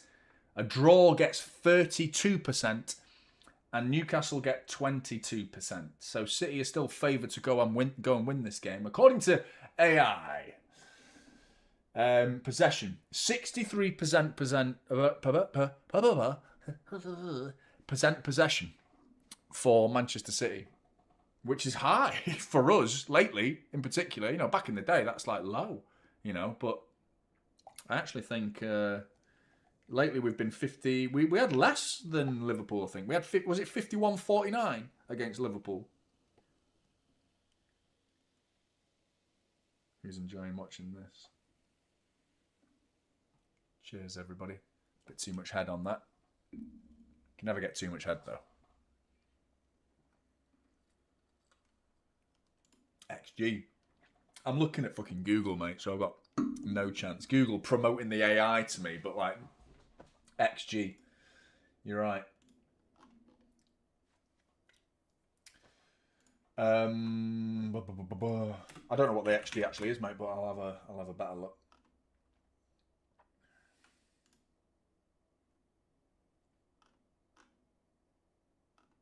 Can't see it anywhere, mate. I just picked footy stats and I always like never use this one, to be honest. See, this is why I don't do it, because I end up going quiet for a very long time while I like research things, and it's very boring for you, to be honest. Where's the bloody XG? There you go, XG 1.41 XG for City. So, yeah, deserving of a goal. But Newcastle 1.18 makes sense. It feels like that. It feels like we've edged it, but you know, I think both sides deserve a goal. Where's the flake for that, Jonny? Oh, right. In terms of, like, putting a little flake in a little 99. It's all gone now, mate. Look at that. My head disappears super quick. I drank most of it, to be fair. It does. Actually, no, it doesn't. It tastes nice. Doesn't smell nice. I don't know. We don't know. I don't normally get Stella, to be honest, but fancy the change. But yeah, would you make changes at halftime? No, is my answer to that question. If you're wondering, I don't think we should be making changes. I am concerned about the team that comes out in terms of the momentum that has potentially been lost from the game, and I just feel like at any moment a goal is going to be scored randomly. I feel like it's going to be one of those random moments where, like, because both sides at the first half had an opportunity to score, and I feel like in the second half, if we can score first, I think we will go on to win the game, and I feel the same for Newcastle now, and I feel like they will change their shape more than we will. If we concede first, they will go even more defensive, but they are being in a pragmatic approach right now, Newcastle. Whereas if we go 1-0 up, we will probably continue as we are to try and go and get that second and have more opportunities to do that, because Newcastle will need to respond and come out and get their equaliser. So I feel like it'll just work in our favour this game if we get that first goal. But Newcastle are built to hit us on the break in this game. And so far, they've not been able to do it. But if they do it, I can't see City getting the 3 points. If they go 1-0 up, I can't see us getting 3 points, unfortunately. And I'll agree with Daniel Wang at that point, where I would say I'll take the draw if they were able to get that opening goal. But, you know, questionable decisions have been made in that first half as well. I'm interested to see. I haven't seen any of the halftime interval. You guys watching all the professional pundits talking about it looks like they were talking about the chances that were missed by both sides. Not much evaluation on the decisions made by the officials, which is interesting because I think City have a shout. Had that been Liverpool on the receiving end of a negative decision, I would fully expect torches and pitchforks and a stampede of Scousers running riot through Liverpool, sending petitions everywhere for everyone to sign. Sign this petition. Sign this petition. A petition for Liverpool to get 3 points. A petition for this referee to be murdered in his sleep. You know what I mean? Like, fucking, they're pathetic, aren't they? They're a bunch of fucking scroats. They really are. Anyway, refs are Geordie. Christie. That's it, man. This is we've opened. They opened the can of worms, man. They've opened this can of worms where we're now questioning where a referee's allegiances lie. They're looking at it now. They're actually doing it now. To be fair, the chances should take precedent. The football is what I would like to talk about first. Now we're looking at the refereeing decisions. I can't hit what they're saying, but for me, one of them's a penalty. Two of them not being a penalty is that Doku shot there. It hits him there. So they're looking at the handball. They've already looked at the Foden one. And I think one of them's a penalty. Like, I feel like in a referee's world, when you get decisions that are piling up, they feel the pressure to eventually give one. But you shouldn't, obviously, by the letter of the law. You just abide by the law. And there's another one. Fabian Schär just like putting Ruben Diaz in a headlock.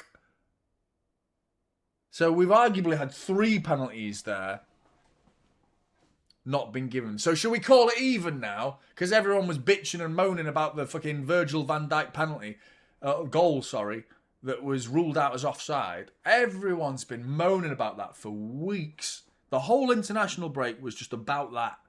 You know, now in the first 45 minutes, we should have had 3 penalties. None of them were given. Are we fair now? Do you want to call it quits? Start again? Fucking ridiculous. I think the Foden one's the biggest one for me. I've just always thought that getting your shot away is a deciding factor. Had Foden just like knocked that ahead of him and tried to run onto it and then got wiped out rather than taking the shot, then it's a stonewall penalty. But the fact that you're able to get your shot away, for me, makes it a tougher decision for the referee to make. But the Doku one, hands out. It'll be interesting to see all of the conspiracy theorists out there that have been banging on about Manchester City being in Michael Oliver's payroll. Where's the... what's it? I'm losing my mind here. Right, game's underway and I've fucking missed the clock. Sorry, everyone. We're a few seconds behind. I'll try and fix that in a minute. Let's see what time it actually is. But Newcastle to the byline here. Ball across. Corner ball already. What are we doing here, lads? Sloppy start from me and Manchester City. Missing the clock. What's it say? 14-7. We are a few seconds behind. I tell you what. I'm going to reset that. Put that on 46 and put it on 46 when it's 46. I hope they don't score from this fucking corner, though, because this will be the perfect time for Newcastle to score and then just chill for the whole game. Go back, sit on the edge of their box and see out a 1-0 win. Ball in. Dangerous. Oh, it's just gone wide. It's just gone wide. Donnarumma's going mental at something.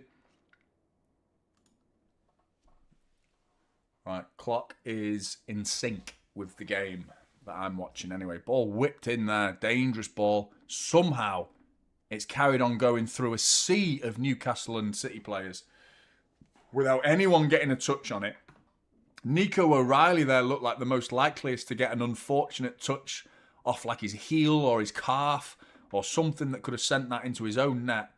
But fortunately, doesn't touch anyone. Still 0-0.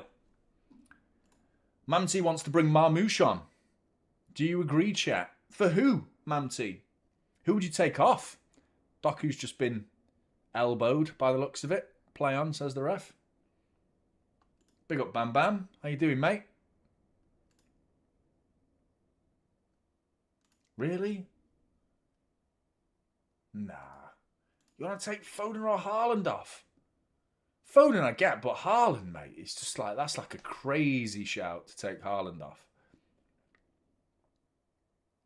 It's just because it's like, you can't just rule him out. Doku's just been fouled there, but the referee's not having it. But Doku's intercepted it anyway. And then he's giving it away. Like, come on, lads. It's a frustrating watch at the minute. Because we're not quite able, neither side are able to get hold of this game and, you know, stamp their authority on it. City are the better of the two, edging it. But look at Newcastle's setup here. They've gone very central with that mid-block there with Joel Linton, Bruno G, Tonali, even Jacob Murphy dropping it. Look at how tight and narrow they are there with only Voltemada in front of them. Very narrow. And it's gone through the middle of him anyway. So, and Haaland's in. Haaland's in. If he scores this, it's the most pointless. It's a great tackle by Chow. He's absolutely done Haaland there. He read him like a book. Haaland's not having his great... But they've given it away. Oh, referee, you fuckwit. Absolute bellend of the highest calibre. I mean, Haaland here, he's been done there. It's great defending by Chow there at the back. Chow, however you pronounce it. It's brilliant. It's Haaland's like, he looked like he was going to whip it, Haaland, but then he tried to cut it inside. Would have ended up being a right foot shot probably from Haaland. Great ball that from Turkey. It's Bernardo Silva. Bernardo Silva over the bar. First time we've said that this game. Over the bar by Bernardo Silva. Tior. But it's a great bit of defending, I must admit. Jorginho's a big fan.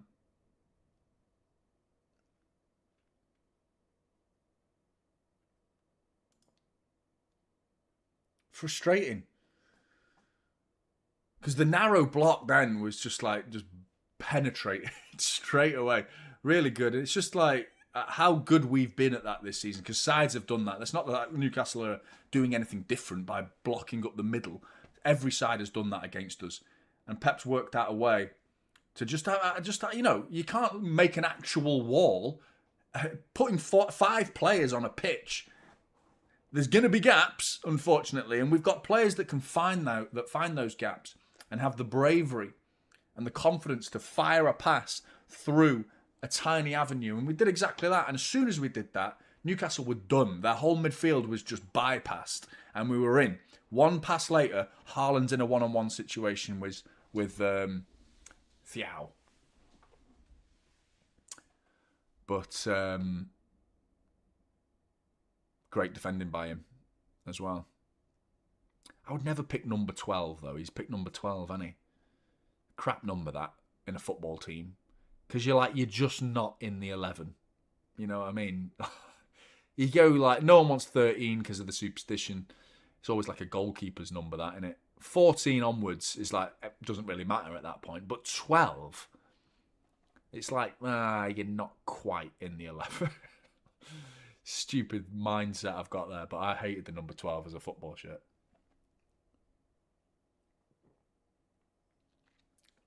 So many people must have so many different opinions on what the greatest shirt number is. Everyone buzzes off 7. Never been a big 7. It's because of bloody Beckham and Ronaldo. That's why 7's big. I quite like 10 because of Sean Gota. It's mad how I went from a conversation involving David Beckham and Cristiano Ronaldo to Sean Gota, because they're in the same ballpark in my brain. They absolutely are. Obviously, Jack Grealish didn't really wear that number very well, did he? Cherky, he might do it. Colin Bell, number 8. Sean Wright-Phillips. When he came back, though, Curtis, because when he left, he was number 21, wasn't he? I'm pretty sure. Wasn't Sean Wright-Phillips 21 in the first spell? And I would argue that was his best spell, Sean Wright-Phillips. Was it 47? That's Phil Foden. 29. It was 29. You're absolutely right. It wasn't 21. It was 29. Yeah, you're right. Big up, Kevin. Good to see you, mate. How you doing? Number 1 for you. Like a good old traditional goalkeeper. 3 or 4. Yeah. Centre-backs. I'm thinking Ruben Diaz and Gerard Vikins. They popped in my mind for some reason. Imagine those two being our centre-backs right now. Ruben Diaz alongside Gerard Vikins. That would be mad. People will be like, who the fuck? Some people will be like, who the fuck's Gerard Vikins? Ball in was cleared. Keep it alive, though, City. Nunez with a hope. It's not more than hopeful. Great ball to Doku. And Doku. Offside given, though. Jeremy Doku, mate, get back. Don't be getting caught offside like that. That was a great ball from Nunez. Let's have a look. Was he offside? He's fucking onside, Lino, you bellend. What are you getting your flag up there for?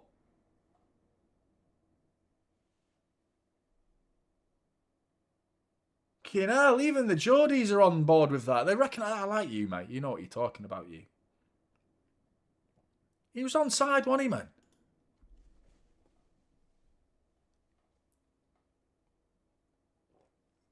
Oh, I thought Haaland was going to nip in there and get ahead of Shah, but looping ball here. Nico O'Reilly's got some work to do. Oh! And then Tonali closes him down. City throw, deep in our own half.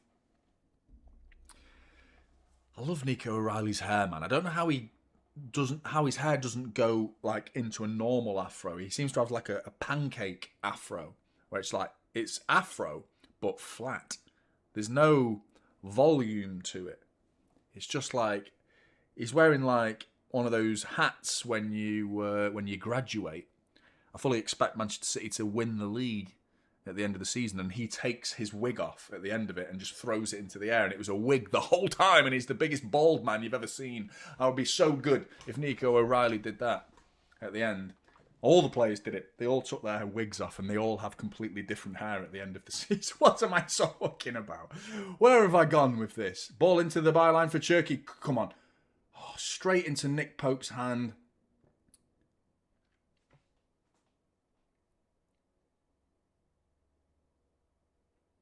This is not looking good. Slowed him down a bit there. I thought Barnes was going to take that away then. Bruno G's afforded a bit of space here. No one closing him down. Ball was poor though, looking for Voltemada. And another poor ball. It's bitty. It's sloppy from both sides. Newcastle giving it away. City giving it away at the same time.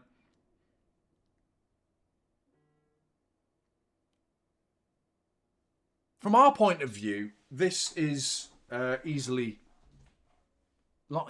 but it's winnable, this game. This is a winnable game now. I'm like, from what I've seen so far, we've created enough chances, or opportunities at least. We should be winning the game, but it's just that threat. Offside, yeah, flag up. Thank God for that. Fucking Eddie Howe then, like, what?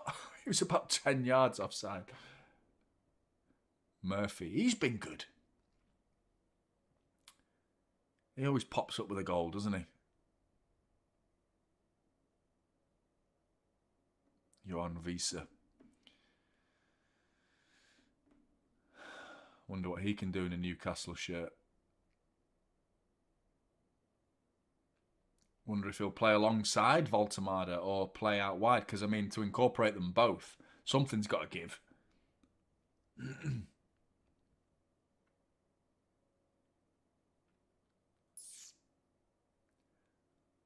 Throw into Newcastle.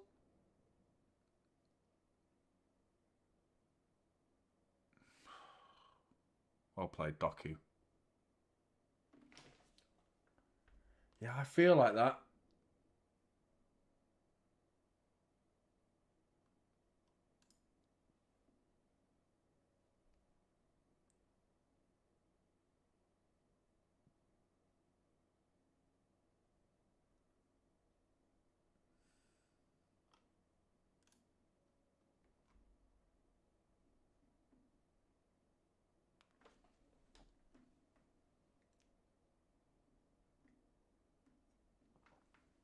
Big up mullet. Great play from Nunez. Great touch from Nico Gonzalez. Sends Bernardo Silva away. It's just disjointed. It's like, we're there. We've done the hard work. We're in. We're causing problems. And then the final pass, or the pass before the final pass. That's it. Donnarumma again! Fucking Doku and Bernardo Silva at the other end. It's a simple ball. Why is Jeremy Doku not bringing that under his spell? Bernardo Silva's away. The ball is played in front of Doku. Doku can get that under control. At that point, if you're not bringing it under control, it kills us because we've sent players forward. Bang, Newcastle are going the other way. Ball across. Voltemada gets it on target again. Donnarumma with a save. Again, that's such a good save, man, because anyone else, if you're not a goalkeeper, you're there, you go with your feet there. But he goes down and like gets it up with his hand to drop for a big guy. He gets down quick. Really good. Really good. But Jeremy Doku, Bernardo Silva, I mean, it's not even... Bernardo Silva's ball was fine. There's nothing wrong with it. It was in front of Doku. It's just he's slowed down and then sped up again. There's just a bit of disjointed. The cohesion isn't quite there for City in the final third. I think the mid-third is just a bit... It's like one of Mullet's hangover dumps at the minute in midfield for everybody. But outside of that, there's opportunities. And really, it's continued the same as it was the first half. I mean, both sides should be probably scored at this point. Foden looking for Haaland at the back post. Haaland! Oh, Foden and Haaland, they knew then. That was a good bit of chemistry. That's better. Even though the header isn't quite right, it's straight at Nick Pope. Gets it down into the ground, too far into the ground, so it's easier for Nick Pope. But the idea was right. Foden, head up, whips it. Haaland knew it was coming, so he gets in front of Shah, gets his head on it. That's what we want. We want to see that chemistry where they're actually able to link up with each other. Great play from Nico Gonzalez, mate. Georgina, that's why I don't want to sign anyone outside for Rodri's replacement, because look at that, mate. He's fucking brilliant, Nico Gonzalez. What a tackle that was. Black Flux wants to get rid of Silva from this game anyway. I think Foden's been the quietest. There are players on that pitch that have had a lot of the ball and made poor decisions and poor output, mistakes. You know, Haaland's missed chances. Doku's had, well, this half anyway, he's had a couple of sloppy touches. Cherky's been all right. He should probably have an assist. Foden, for me, has been the quietest out of our players and the least effective as a result of that. Joel Linton just smashing Bernardo Silva. That's the exact thing I spoke about in the preview. Bernardo Silva goes down a little easy there. He knows what he's doing there, Bernardo Silva, to make the point to the referee that the next one's a yellow. Next one's a yellow. That's the point Bernardo Silva's making. Next one's a yellow. And it'll make Joel Linton stop doing that. But that's, you know, you got to take it. Take the rough and tumble, mate. They really are, Bam Bam. It's an open game. That's Newcastle for you, though. That's why I like playing Newcastle, because, you know, the reason why we've got one loss to our name in 35 games against Newcastle is because they open up, which is, you'd say, realistically, that's quite naive of Newcastle. But I respect it because, you know, they're not changing their ways. They're not dropping into some horrible low block to see what they can get.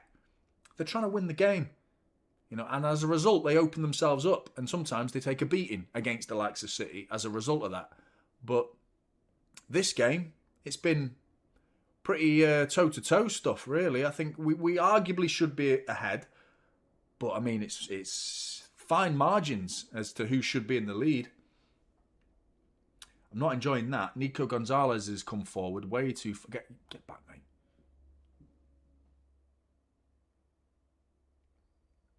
City look like they're turning the screw here. An hour gone.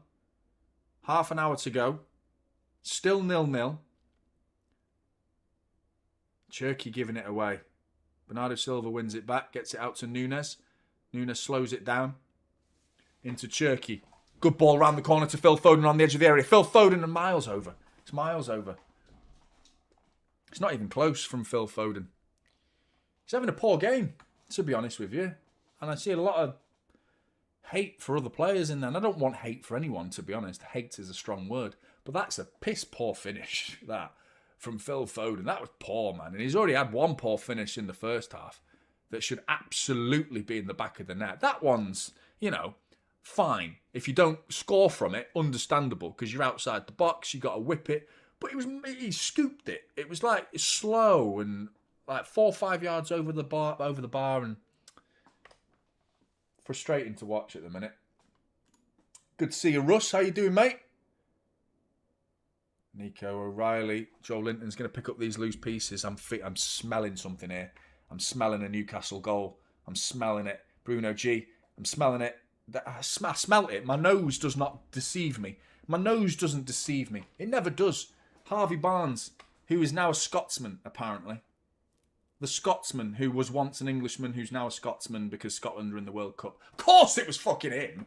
Has fucking scored. The guy I've been talking about. 1-0 Newcastle.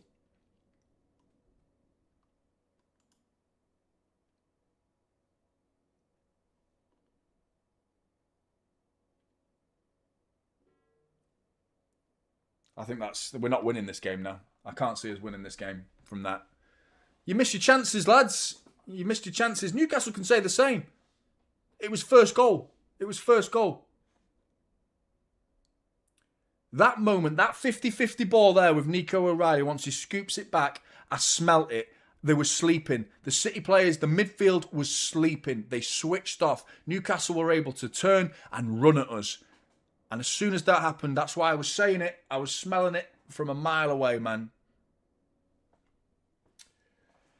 Big up, Russ. We need to take Bernardo off and replace with Jonny. He's got a goal in him and offers more of a physical presence. I agree with the goal bit. I disagree with the physical bit. Because I think Jonny's actually been pretty poor recently. Like, I mean, he's a bigger guy.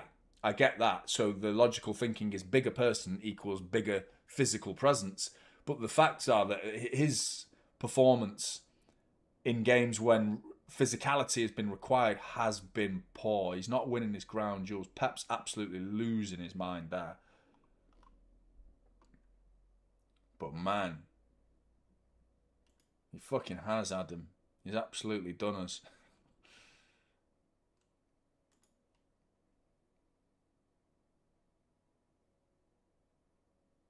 This game could run away from us in a minute, you know. I would fully expect Newcastle to go into a defensive shape here, but they're actually looking for the referees played advantage there. Looked like a shirt pull, but they're actually going for a second here.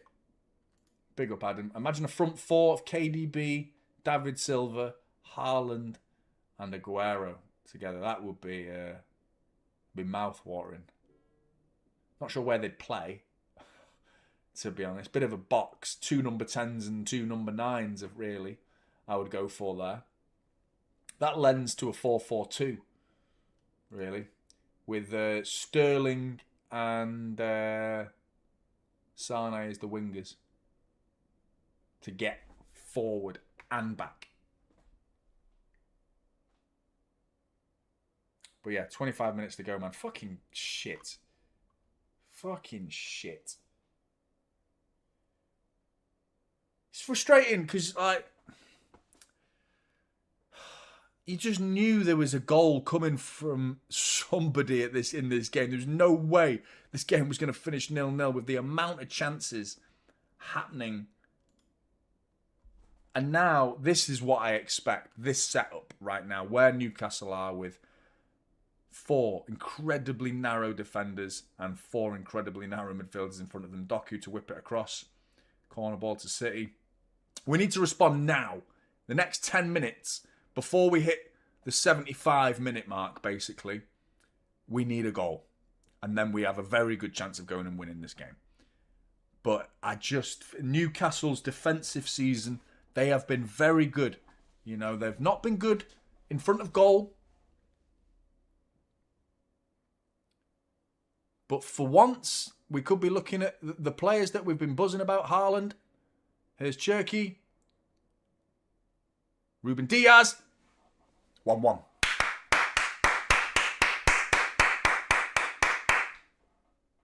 Let's fucking go! Come on! Let's go! Right back in your fucking face! Have some of that! Let's go! Big Diaz! Ruben Diaz! Blood pouring down his face! Don't give a shit! 1-1! Let's go!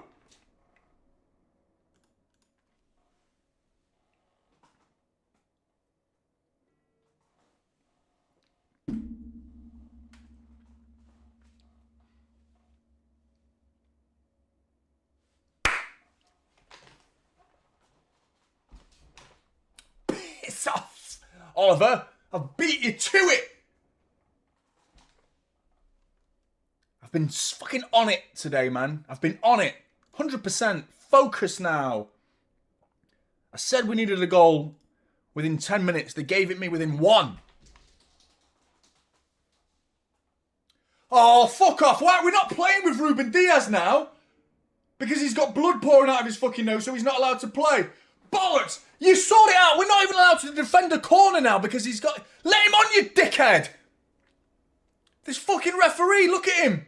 He's fine. His nose has stopped bleeding. It's fine. Let him play. We've got a corner to defend, and you're going to keep our best fucking centre-back in terms of aerial duels on the fucking sideline while Newcastle whip one in. Fuck off.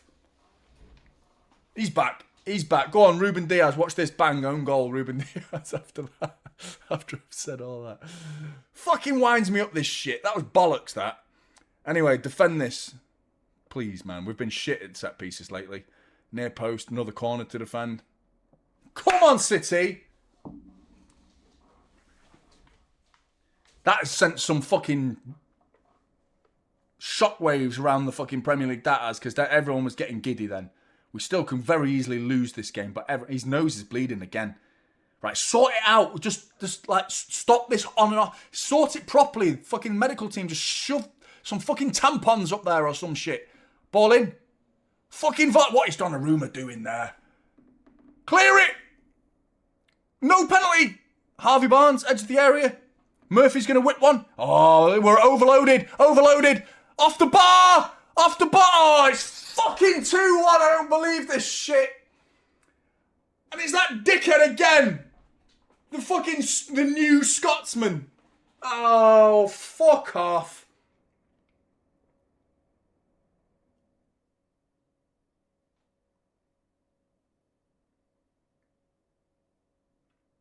Donnarumma's complaining about something. But we got away with murder, man. Like, hitting the bar, like, it's bollocks how we, like, had to struggle to defend that because of Ruben Diaz not being allowed treatment. They're claiming for something here, City. But fuck me. They overload at the back post. There might be an offside here. There might be an offside here. If that's Bruno G who touches that next, it is. It looks like, I'm hoping that's offside. That looked offside to me. That looked offside to me. Just. Maybe not, though. It was a shit angle. It was one of them that's like on the piss. So it doesn't really... But it was an unorthodox finish from Harvey Barnes in the end. Does well to actually scoop that into the net there, with considering it wasn't easy to get your side foot on that. But Donnarumma's claiming for something. Big up Jorginho. This game's absolute chaos. I'm not sure it counts. I'm not sure either, to be honest, but I don't know. They're still complaining about something. There's players surrounding the referee here, both Newcastle and City. I'm wondering whether they... it's the offside one for me, isn't it? VAR's looking at something. It's Ruben Diaz's shoulder that might save him, but Bruno G's boot looks a lot closer to the 6-yard line than any part of Ruben Diaz's body does, to me. Looks offside to me. I'm bursting for a piss. There's no way I'm making it through this game without going to the toilet right now, because my bladder's just gone. 37, it's gone. I need a new one. Then I've got a fucking spare bladder, because mine's fucked. What are we doing here, lads? What are we doing here? It looked offside from the naked eye. Imagine an eye with clothes on.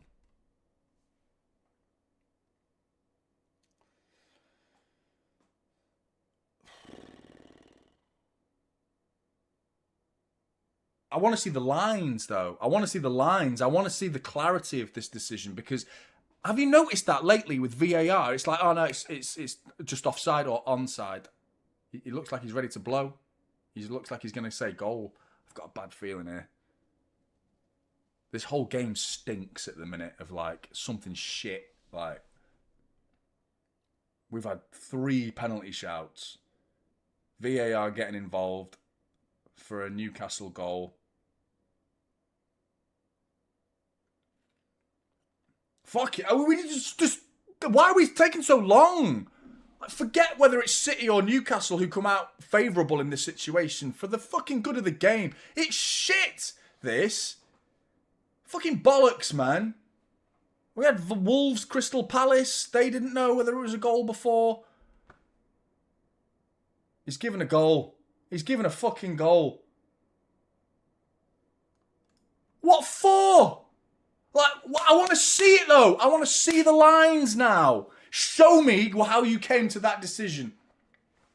I don't understand that, because that looked clear as day. But lines being applied, and obviously, because we've got semi-automated, but apparently semi-automated is only usable when it's like obvious. You can click on that player and click on that player. When there's a cluster of players in the way, when there's a large amount of players in the box, it's hard for semi-automated to decide who is the closest player for that team. So if they've had to go back to the old school being last season's methods of deciding where the line is, then fucking show us so we can all get clarity on it. Not showing us, just this whole Manchester City are paying off the VAR. It's like, who's got the bigger brown bag out of Newcastle and City? They've got more money than we have. Their owners are fucking minted compared to ours. They've got more money than we have. You know? Well, their owners, at least. So is that what we're saying? Is that what we're saying? Because that's a dangerous game to fucking play if you want to start playing that game of corruption. Or is it just inept? Is it just poor? Is it just shite refereeing? Officiating is bollocks. But I tell you what, if this was the fucking Scousers on the receiving end of decisions like this that we've seen in this game, we wouldn't hear the fucking end of it. Big up Jorginho again, robbed again. Sorry, City. It feels, that one feels worse than anything. Only because I've not seen it. Only because I've not seen the decision. I want to see it, and then I'll be like, oh, okay. That line is on Ruben Diaz's shoulder, and then it goes across, nice and even. We understand. He's onside. Why are they not showing us? If it's a case of, sorry, VAR broke, we couldn't use it because we weren't allowed to use it, so we just thought, I'll go with the on-field decision. That's a big fucking problem. And in which case, this whole City buying the fucking media, buying the referees and the officials, then fuck it out. Throw that in the bin straight away. One game later, we're proving what utter shit these rivals come out with. Liverpool fans and Arsenal fans fucking banging on about City buying refs. And honestly, are you watching the games, lads? You fucking bellends. Honestly. I'm frustrated in how we conceded that goal, though. Forgetting the fact that it comes down to a refereeing decision, whether he was or wasn't offside. No way is Oscar Bob coming on, by the way. Can you imagine if he does it again?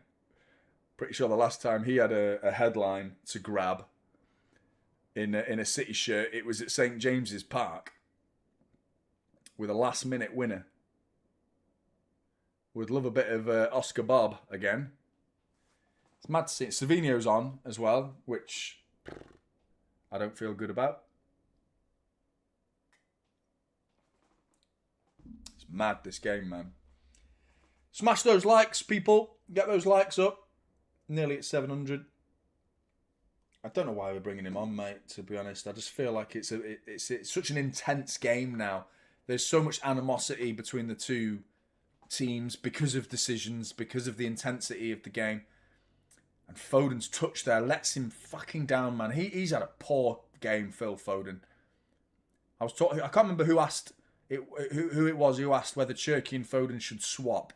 And my point was Foden's ability to bring it under his spell in the pocket. Right there, he lets himself down. Great ball from Savinho, though. Into Nico O'Reilly. Nico G. I don't get this at all.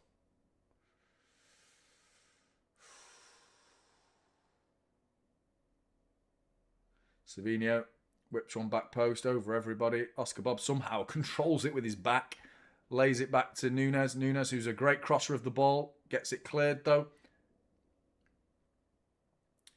13 minutes to go plus stoppage time. Where is the fucking decision, man? Where's the lines? That's all I want to see now, and then I can relax. I can move on from it. Just show us. Isn't that what this whole VAR and clarity is about? Like, what about the fucking fan? Like, even the fans in the ground as well. Like, obviously they have to accept that there's elements you're going to miss when you're in the ground because you're not getting the 700 TV angles that me and you get, you in the chat. Presumably you're not at the ground, and presumably you're watching it on TV like me. They don't get that, so they need to have a certain level of understanding that you're going to miss certain aspects of the game.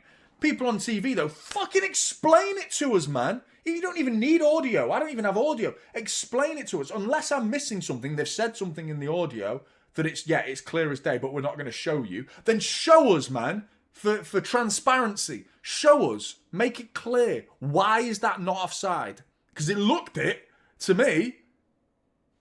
I don't get this.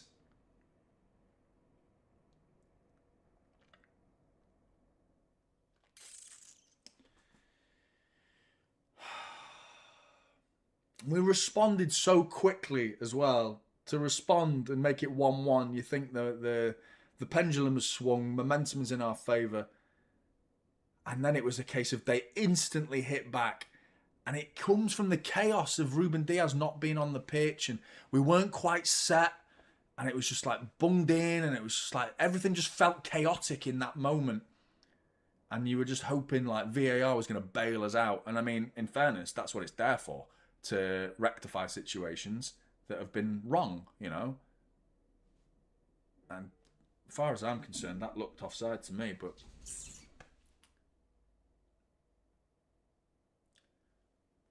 is that a foul to Newcastle? I presume it is.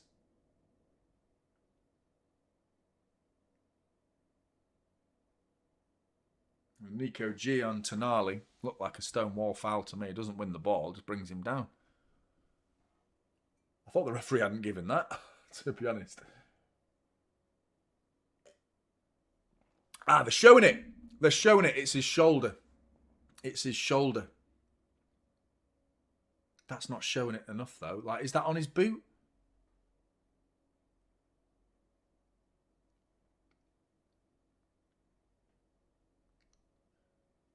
I mean, it's saying it's automated, so there was 2 automated. Right, we've got to take it. Take it on the chin. If that's that, then fine. They've shown it. That's all I wanted. We move on. Foden not coming off is poor from Pep, says Mullet. Yeah, who did you change? Who did he bring on? Oh, he brought on 2 wingers. He just swapped the wide men, didn't he, really? Has he left Cherki on? No, he's not. Reinders has come on. I imagine that's for Cherki. Bob on the right and Savinho on the left. It's gone for a bit more natural width rather than Doku and Cherki, who have both been tucking inside and wanting the overlaps of O'Reilly and Nunez. Not so much Nunez in this game. In fact, we've barely seen Nunez come forward at all in this game. Really only deep crosses coming in at an angle. That's all we've seen from Nunez. We haven't seen Nunez get to the byline once. I can't remember Nunez getting to the byline at all. Foden with the touch of a fucking wardrobe. Again, ball into him. It's fine. Are you fucking blaming there, Foden? Fucking having a go at someone. Nunez. Well done, Mateus Nunez. Turning around. The ball was fed into you, Phil Foden. and it was right at your feet. It hit your foot, and you didn't control it. You turn around fucking swinging your arms at Haaland, mate. Fucking control it. Having a pop at someone else like, oh, it's not my fault. Own it. Pisses me off, that shit. Blame culture. We're not fucking scousers, mate. Everyone else's fucking fault. No, own it, Foden. Bad touch. Own it. So, shit, up my game. Play better. That's it. Just like get frustrated at yourself. I'm all right with that. No problem. Throw your arms up in the air at yourself. Get annoyed. Punch yourself like, oh, I'm annoyed. Yeah, fine. Not a problem. Don't be fucking swinging your arms at Haaland when he was like doing nothing. The fuck was that? Bob. Go on, Bob. Go on, Bob.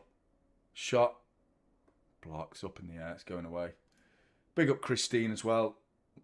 Consistency is the key. Show us proof in one game. Show it for all games. From the referees, yeah. Consistency is key in everything in life, really, isn't it? And in terms of results, consistency is... if we come away with a loss here, then consistency is lacking. You got to be honest, because this will be our 4th loss of the season if we lose this. And it's hard to put an argument together, really, where you can say we are going to be like the out-and-out, you know, side-to-side runners with Arsenal if you come away with 0 points here. But touch from Foden, again, lets himself down. Oh, we're in trouble here.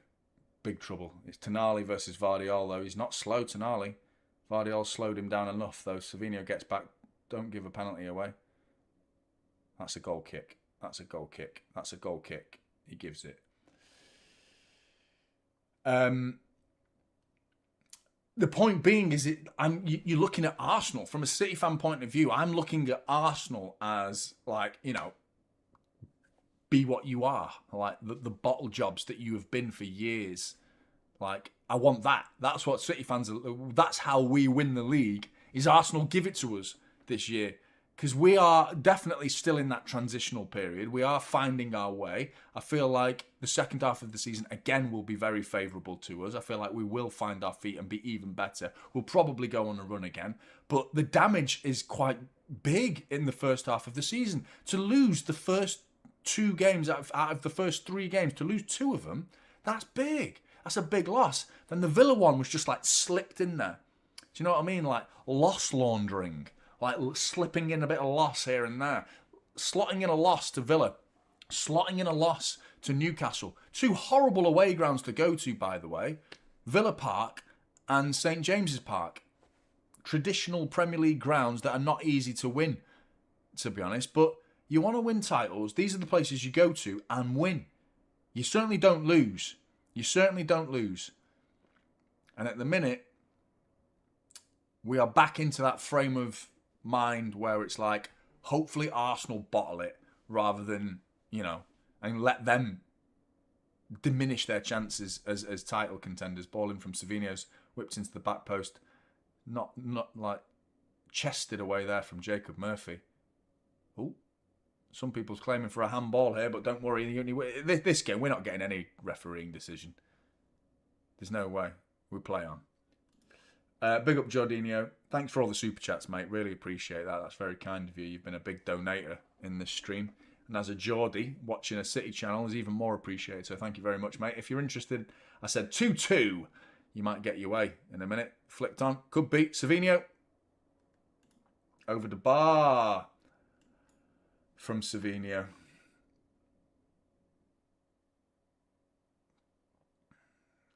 That's Savinho in a nutshell, isn't it? Really, like, he just can't hit the target. The guy's finishing is atrocious. It is atrocious. What? Marmouche is on. Marmouche is on. You're getting a bit upset there, but he's on, mate. He's on.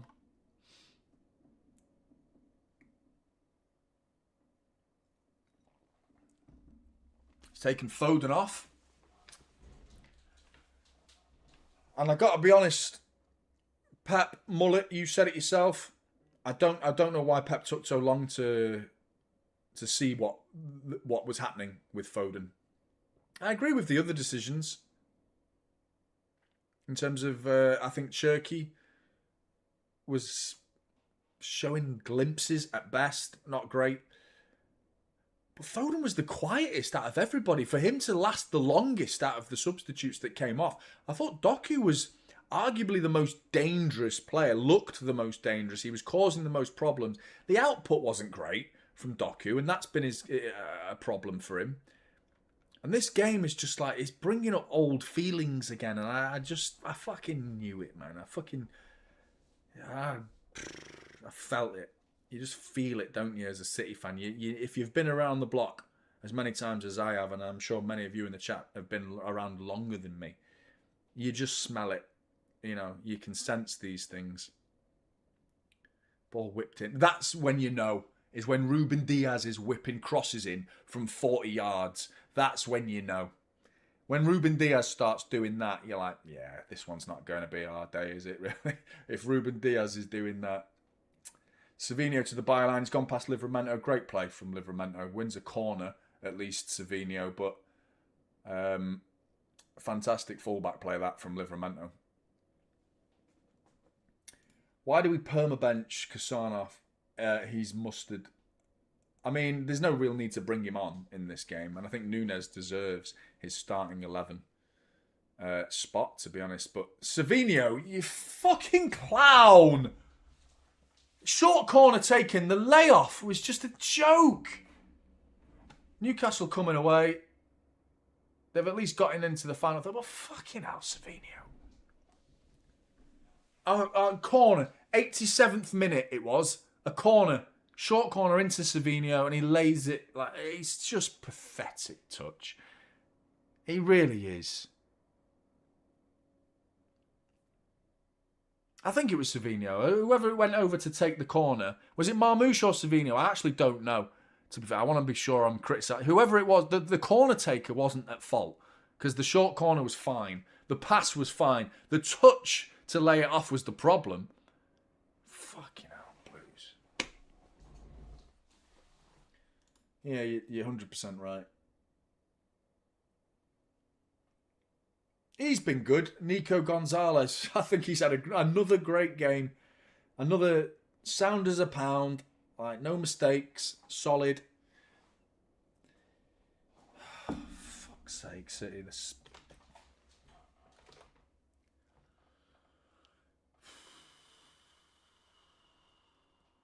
mad how Harvey Barnes has scored both goals. And I went into this game knowing that he was a talking point, considering the fact that he's decided to be Scottish.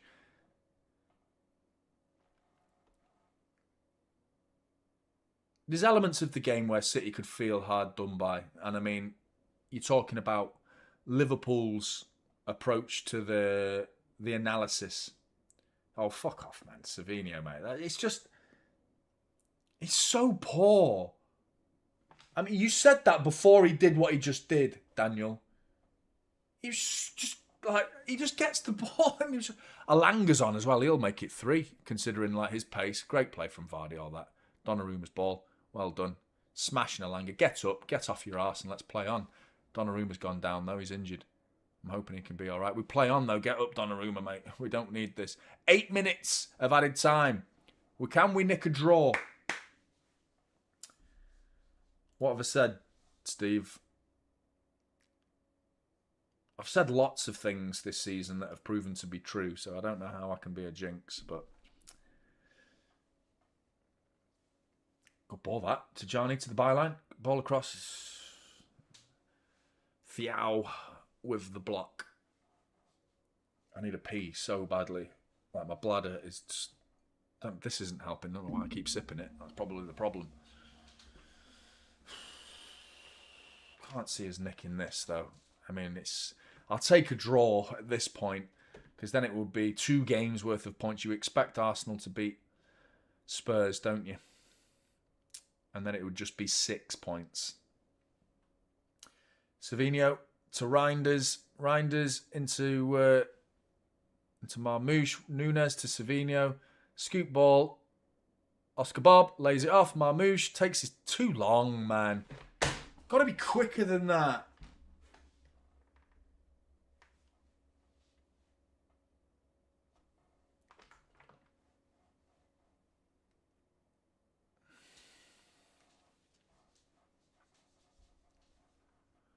he's gone down. I'm going for a piss.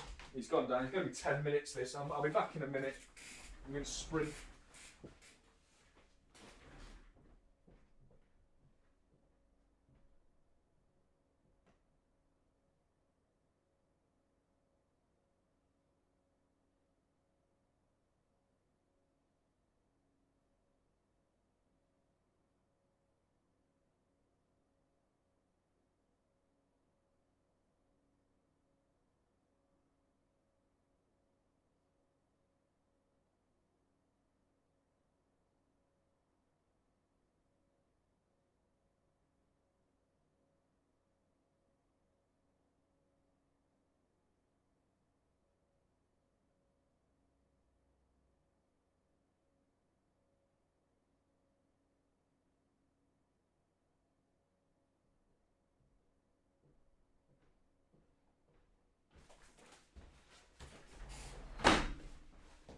Went in the garden.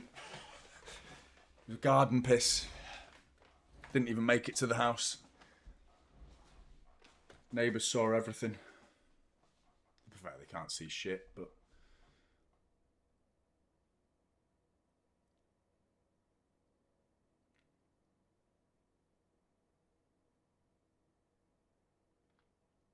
That's a push. Not where we want it to be right now, is it? Down in our own corner flag, but we've got an opportunity to bring it forward. Vardy being pressed by Tonali. Tonali, who's had a great game, by the way. Nice flick by Nico O'Reilly. Savinho. Joel Linton takes a yellow card for the team, knows exactly what he's doing, slows the game down. It's exactly what you want. He wouldn't be doing that if he'd been booked earlier in the game when he should have been booked, though, would he? Do you know what I mean?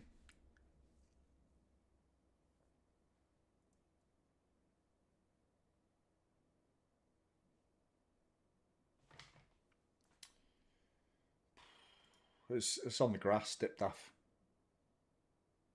Fully a yellow patch there. It's not like dog piss, which stains. 4 minutes to go. Well, 3.5 really. Oscar Bob whips it in. I think Haaland needs to...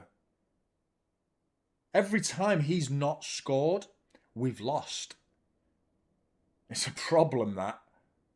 It's a problem. You know,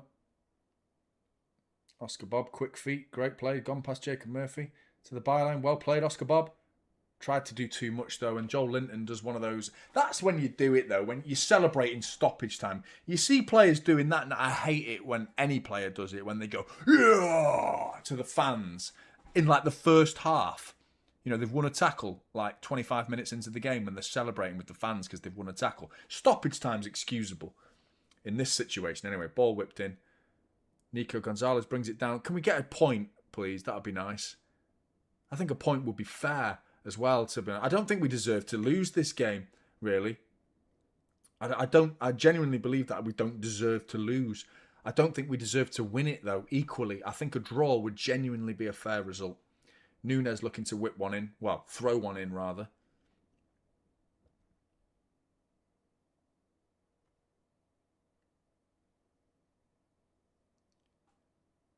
Rubbish. Like the whole team went really deep into the box expecting Nunez to cannonball a throw in.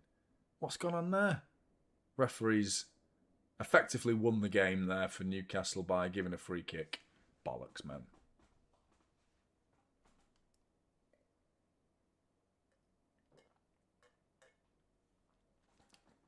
The thing is, I don't, as much as I want to, the shithouse part of me wants to focus on the refereeing decisions that I feel have gone against us in this game. And there's been huge areas of debate which has put to bed the whole City, corrupt, paying off referees bollocks, because we've had numerous decisions go against us in this game. To the point where there's an argument. And I can guarantee that the guy who's flying the PGMOL flag, the flagship of anti-PGMOL, is Mr. Mark Goldbridge, of course, who was out in full force following the Liverpool result. Do you think he's going to be flying that same flag? Do you think he's actually going to be showing you what his real agenda is? His real agenda is Manchester City, anti-Manchester City. That's his real agenda. The whole, I'm in it for the game. I'm a purist. I'm a footballing man. That's me. I'm a footballing man. Like, I want to care. It's going to happen to your club eventually, but when it happens to City, I don't hear him pipe up, man. It'd be interesting to see what he's got to say after this game, as well as numerous other people that have said a lot of negative things about Manchester City in the media and their association with officiating. Because I don't think there's any truth to it, first of all. And there is a lot of connotations that are thrown our way that are, I mean, the whole cheat thing with 115. I mean, we're kind of used to it, really. But today, we've had numerous decisions that have not gone our way.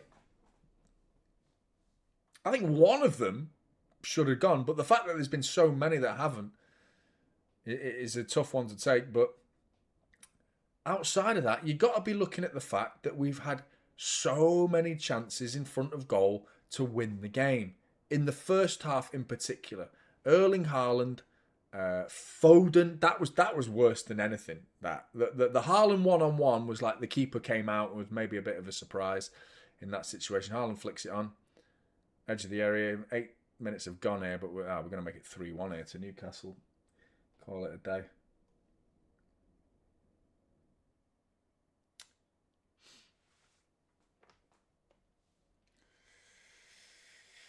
Oh, there goes the full-time whistle. Newcastle win. City lose again. 4th loss of the season. We're not out of this title race. Even if Arsenal go and win, we are not out of this title race. But it's a psychological damage, this, for me. Because this was the one where you don't lose this game. You just don't lose it. Not winning it is understandable because St James's Park, Newcastle, there are going to be big sides that go there this season and drop points. Big team, big club, quality team. Not going to be easy for anyone there to guarantee the 3 points. But to come there, go there and get the chances that we got, the amount of chances that we got was the most frustrating aspect of the game. The second most frustrating aspect of the game was the amount of chances that we actually conceded. I was going to slip the referee in there at number 2, but the most frustrating is absolutely the chances we missed. Second is actually the chances we conceded, because Newcastle could be easily coming away from this game thinking, justice. We had many chances. The biased Newcastle fan who has got black and white tinted glasses will think fair result. And you can't have that big an argument with them, really, because it's like, well, they created chances, but you look at the game in detail and after the fact, it's all kicking off now. Joel Linton kicking off. Anyway, fucking leave it. We've had as many chances in that game as Newcastle, probably more. Definitely more, in all honesty. I think we deserved at least a point. But for a referee decision that has effectively decided the game, that's a tough one to take, considering the accusations that have been thrown our way since the Liverpool game, that we are brown paper bagging our way to a title again, that we are buying off referees again, and then there's been numerous decisions that have gone against us in this game. It's just an indication that these people are fucking morons that say these things, that are fucking idiots, thick bastards who don't know what the fuck they're talking about.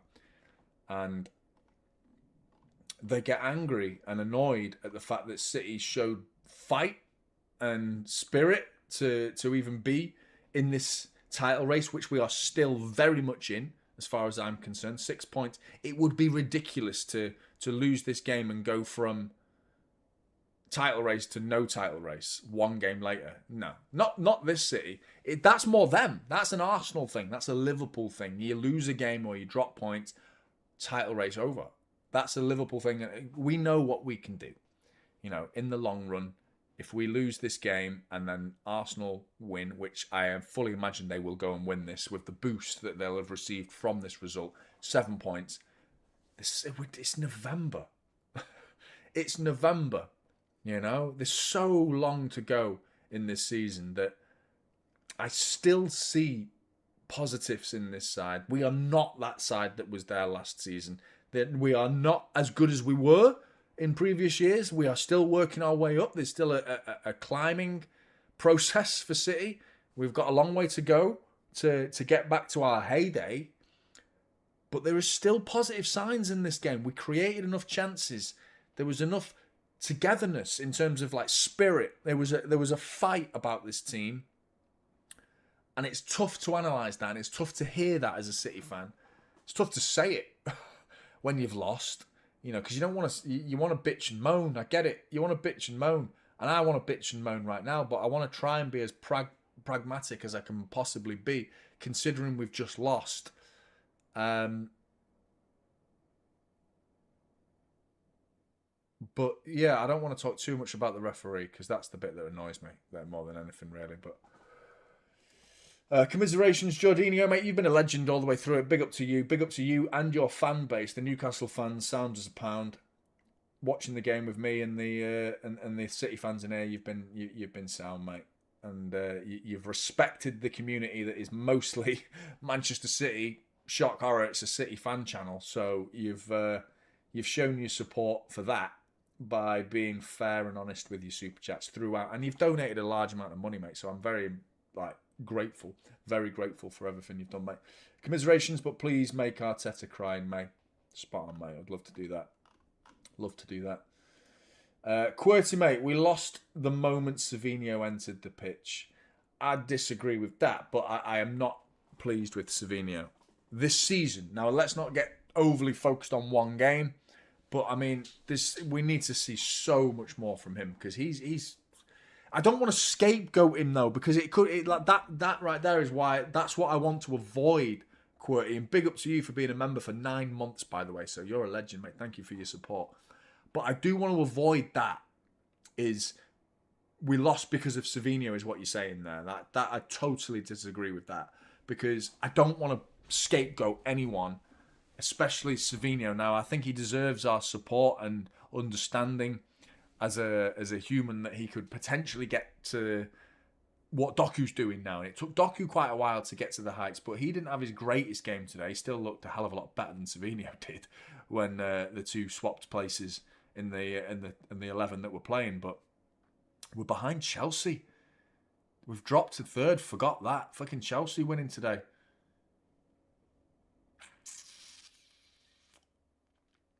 Can anyone catch us?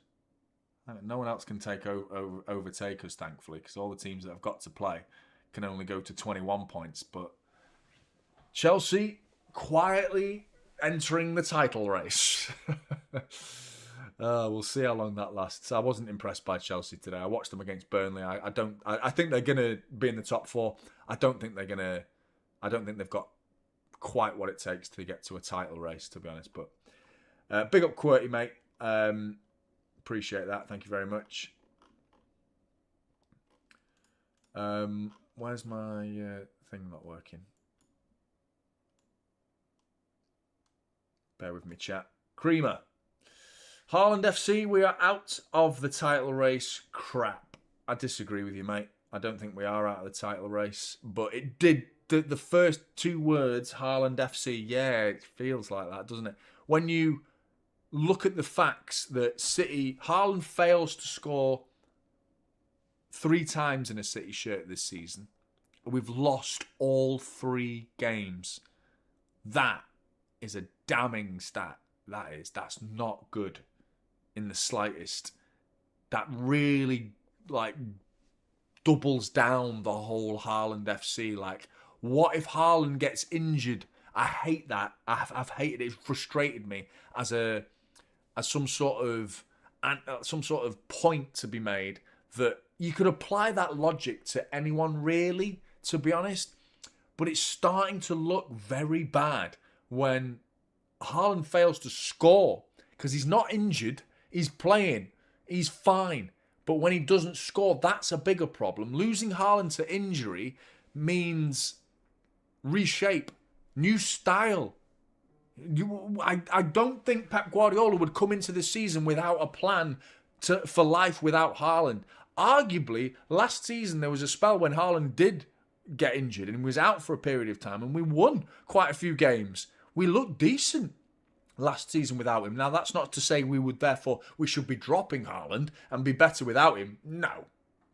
This guy's a beast. You play him every opportunity you have. You don't ever think of life without Haaland. If he's fit, you fucking play him because he's a goal-scoring machine. Of course, you play to his strengths.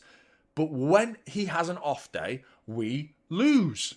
That is a problem in itself, that we've not got the rest of the fuckers turning up and doing the business, because Foden should have made it 1-0, first of all. So we're nailing Haaland. Foden, mate, today, was really pissed me off today, Foden. And no one's talking about Phil Foden in any way, shape or form. I've just heard Haaland's a problem, Savinho's a problem. Yeah, neither of those two names did well today, but Foden, for me, today was the biggest letdown out of anybody, because he had proper opportunities in the pocket. His touch was poor. His vision, his timing of his run, he was anonymous for a large portion of this game today. Anonymous. He didn't get involved. And when he did, it was poor. Finishes, 2 finishes, one outside of the box that you can forgive him for, because it's outside the box. We can't be getting picky about why have you not scored from a shot that's 20 plus yards outside the box.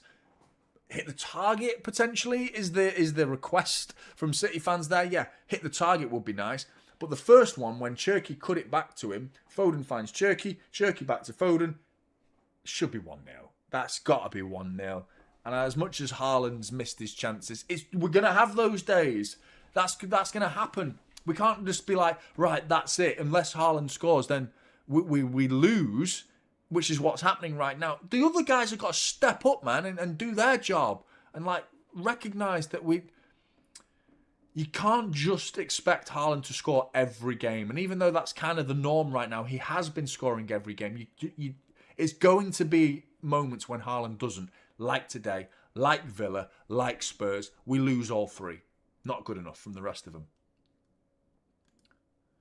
Power Ninja. Arsenal fan, and I honestly believe we bottle it. I really hope so, mate. I really hope so.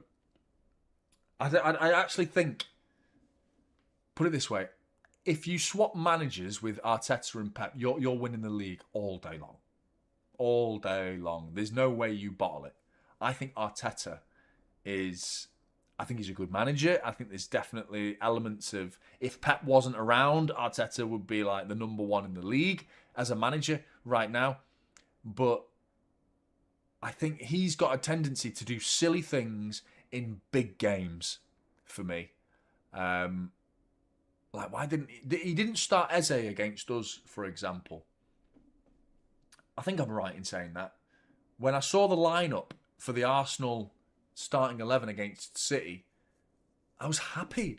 There was players that were missing in that 11 that I was like, why are they not playing? Pretty sure Eze wasn't playing. Was Martinelli playing? I don't think Martinelli was playing, and he was obviously not your favourite player right now, but he's a dangerous player, and you put Trossard, who's having an okay season in fairness to him, but I wasn't filled with fear when I saw the starting 11, and I saw the bench, and I was like, I'm glad there's a few names on that bench that I'm glad aren't playing. And Arteta didn't play them. Whether he does that at the Etihad remains to be seen, but that is going to be a concern for Arsenal fans going into future games, that Arteta has this strange ability to do crazy things. Now, as a City fan, Pep does it. He did it in the Champions League final against Chelsea. So Pep's got this ability to do silly things in big games, but I think he's not got enough credit in the bank to be making those decisions and getting away with it. So... yeah, I can see. I'm hoping you do, mate. But I mean, right now, this result's massive. If you go and beat Spurs, then you're already favourites. Then it becomes a big problem for City if you go and beat Spurs. But if you drop points, then you've only got yourselves to blame, really, haven't you? Tough pill to swallow. The missus needs to go out. She's meant to go out a while ago, so I need to get going. Completely forgot about that, so I need to go. Anyway, right, Blues. Gutted. I'm proper gutted about that, as I'm sure most of you are, losing that game. It's the loss. Like, the draw would have been a bad one to take. I would have been upset with a draw, considering how well we've been playing lately. But the way the game panned out over the course of the whole 90 minutes, I would have gone into tomorrow morning thinking, a draw, okay. But Newcastle, who have, obviously St James's Park is a different ball game, but they've just lost to West Ham, they've just lost to Brentford. They were vulnerable. They were there for the taking. And it's amazing to think, like, you wonder if Anthony Gordon... Harvey Barnes, by the way, missed an open net in the first half. I was kind of thinking it might be our day at that point, when the chances that they were missing in the first half, him in particular, missing an open net, it was a stone... Like, how has he missed that? God knows. But Harvey Barnes ended up with 2. Should have had a hat-trick, easily. But not our day today. And I mean, are we in the title race? I still believe we are. But we are hanging on now. We are one result away from considering ourselves out of the title race. And at that point, it's like, well, there's only one team left. We're not even in December yet, you know. And if we go and lose, who's our next Premier League game? Because we got Bayer Leverkusen midweek Champions League.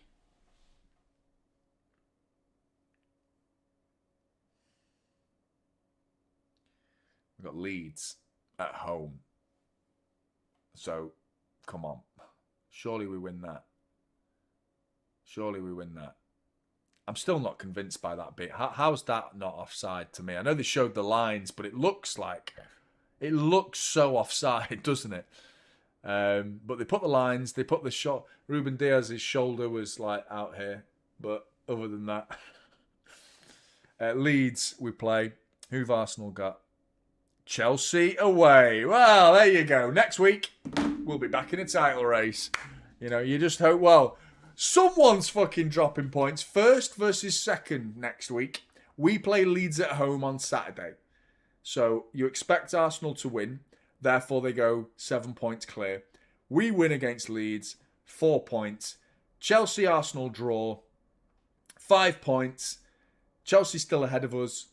No, they're not. They go 2 points behind us. We're back in the title race. So this is how quick things change, man. So let's not get giddy in writing title races off within one loss. It's psychological for me. It's not points. It's not 7 points, 8 points, 9 points.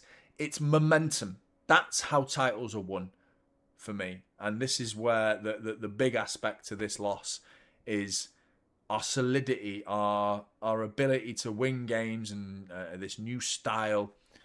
We're still there on display. It's not like I don't think we played that badly. I see a lot of people hating on the way we played today.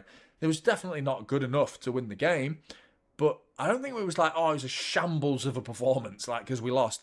No, I don't think it was. I think there was elements of our game that was like all right. It was okay. We created enough chances to score, is the point. But defensively, sloppy in the first half, unlucky to concede the 2 goals, really, in the second half. It was just a bit of chaos, really, wasn't it? But anyway, we move. We can still win this league. We absolutely can. Blues, make sure you're hitting that like button. Subscribe if you're new. Player ratings in the morning. Let me know your thoughts. If you're watching after the fact, also let me know your thoughts. Was it a shambles? Were we hard done by? Was a draw a fair result? Do you think we deserved to win? Did we deserve to lose? Who stood out for you as bad performers in this game? And who stood out for you as good performers in this game? Because I've got mixed opinions on that one.